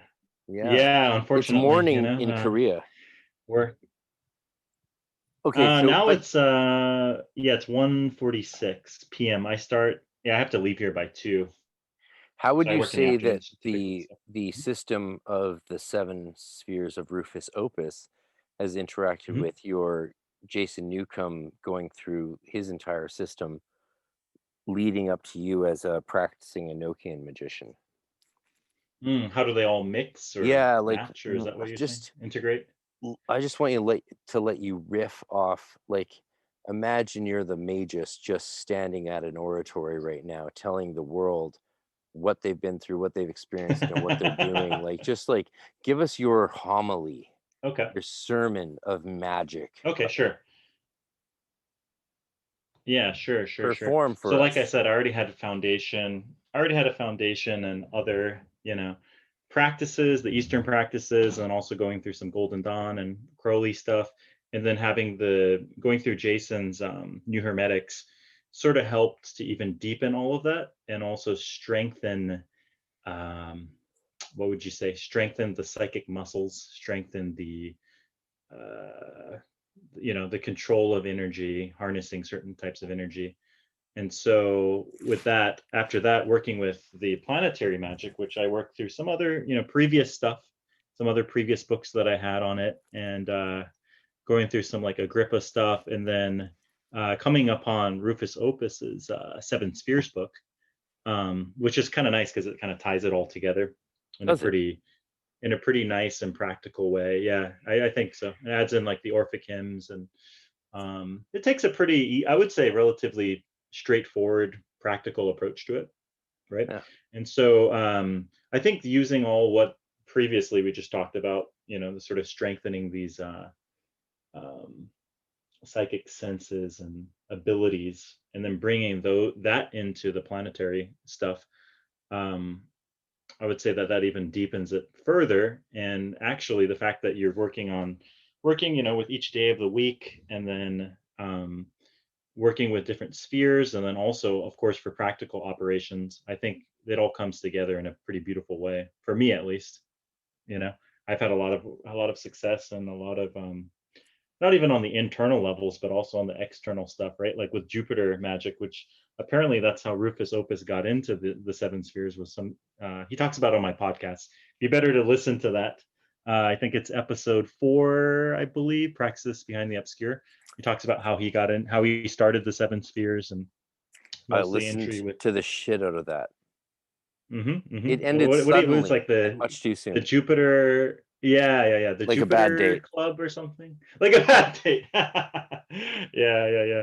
But It's yeah, like, I but mean, I I've had really really. like you. I like everything you're saying and who you are. It's like, I gotta go. Bye. Hey, And see then you it next ends. time. Yeah. Hey, No, next I time. really, Next time really. means never. Yeah.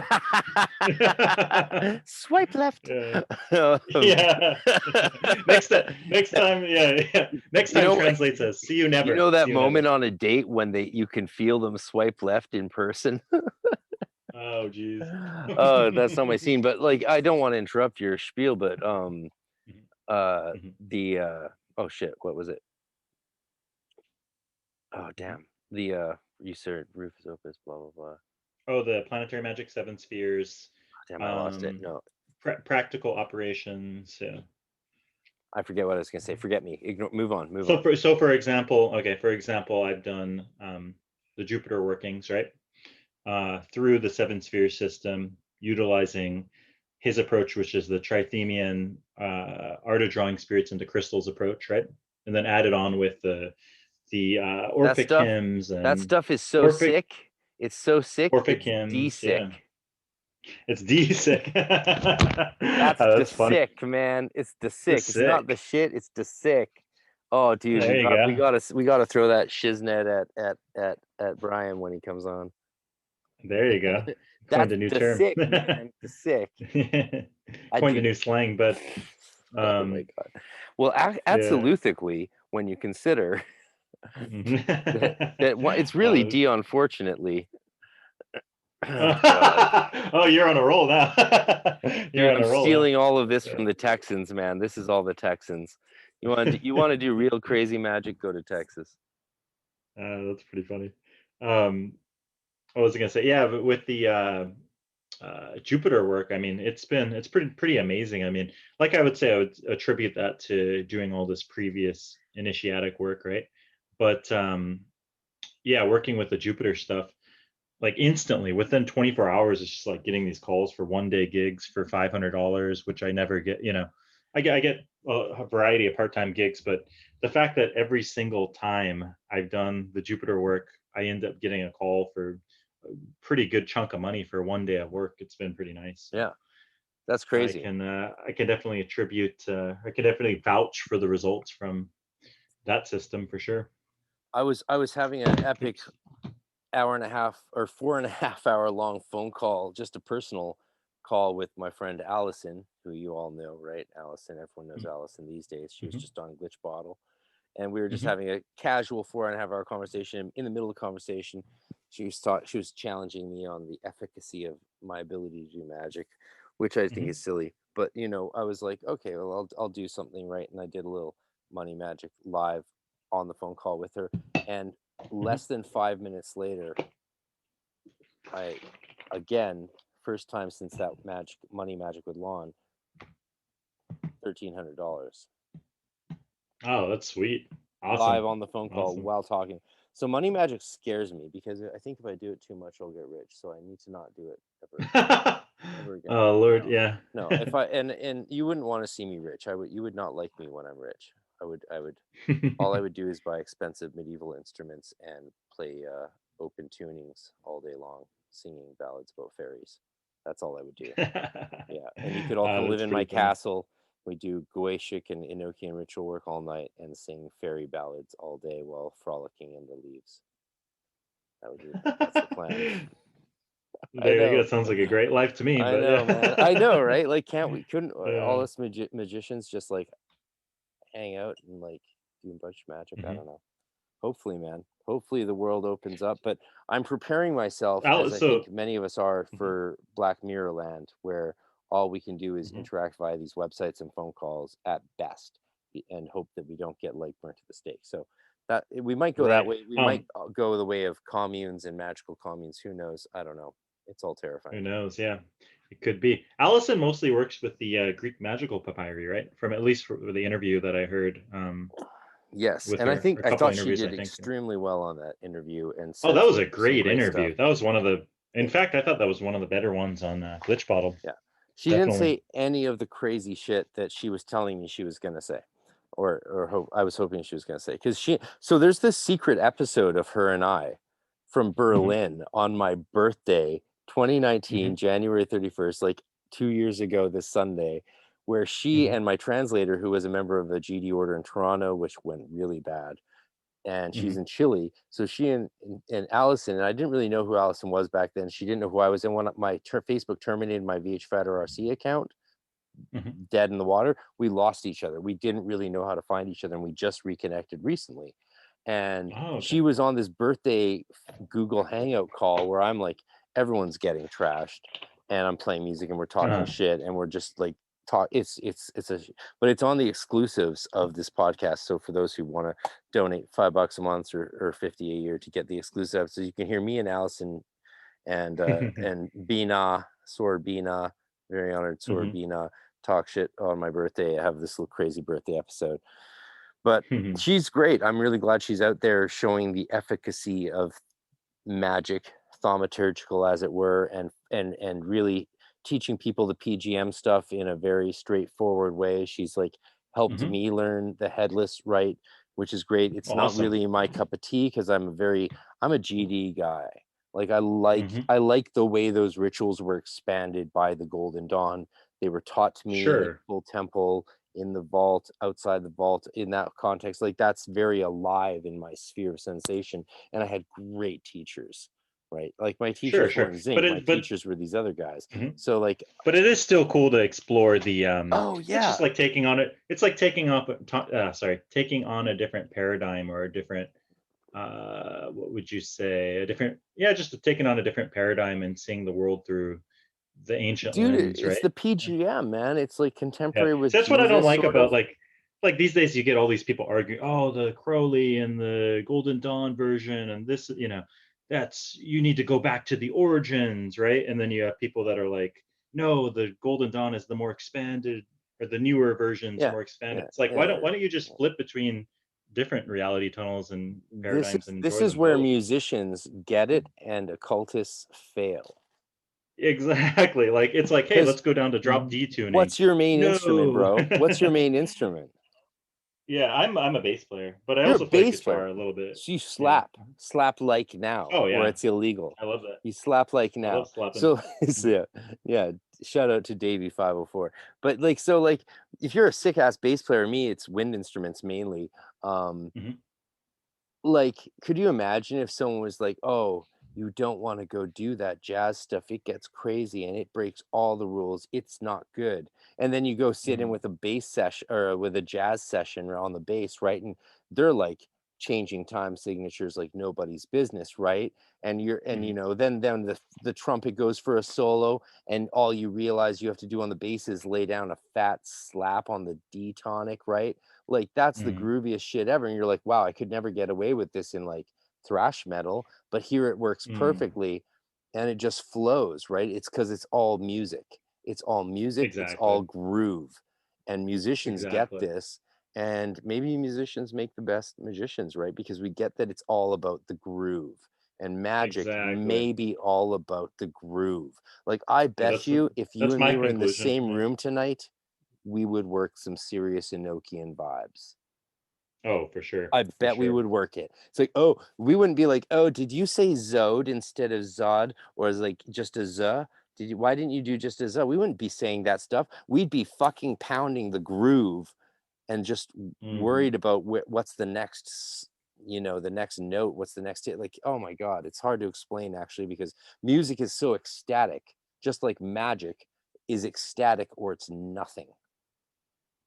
Exactly. No, I completely agree there. It's yeah, I kind of think about it like it's sort of like arguing like, oh, this tuning is drop D is the only way. It's like drop D is better than this or whatever, right? And you're A like, lot of my no, best it's just songs a are in C sharp. C sharp, yeah. C It's just sharp. different. You're just looking at it, you're coming through at a different tuning. That's basically, you're tuning yourself to one current, and then you can also tune yourself to another, right? Well, That's the way and I look that's at it. and Uh-huh. yeah, Oh perfect. shit, I gotta go. I'm gonna be Yeah, you late. gotta Oh, go, man. I really gotta go. I I'm was gonna be gonna late. say, Sorry to cut you off. thanks for hanging out with us. Ryan, is your last name Villa? Mhm. My full last name is Villalobos. It's Spanish, but yeah. Villalobos. Ryan Uh-huh. Villalobos, everybody. I like the idea of Ryan the villain. Ryan the villain. Why not? I'll Ryan take that on. Villalobos, my dear friend from Praxis of the Obscure here on MAGICk Mhm. without fears. That's not tears, it's fears, because I'm sure some of you are crying your asses off right now. Thanks for being on the podcast, brother. And find Oh, for him sure. online at Praxis Behind the Uh, Obscure. yeah, for sure. And looking forward to hopefully having you on again, and hopefully we'll come We'll on get here for there. another episode sometime The soon too. next step is for us to probably do some cyber magic together. Let's do some cyber Enochian magic together through Oh, my there we go. school. Fuck talking to the public. These punters already have gotten enough from both of us. Let's us Okay. create some magical vibes between ourselves sonically with a musical live jam with Jesse and other musicians on Instagram That and sounds magical musicians. Yeah, let's do that. Let's create some that sonic, sounds good. psychic, Enochian vibes. But you got to get to work or whatever you got Oh to yeah, do. I gotta And run. I thanks gotta for the run. Yeah. pictures of you Okay. ice fishing. I loved it. Peace profound, brother. Oh yeah, that was Dude, dope. Okay. you're the Okay. fucking bomb. Love you. All right. Sweet. All right. Love you. Take it easy. Peace. Love you too. Bye. Bye bye.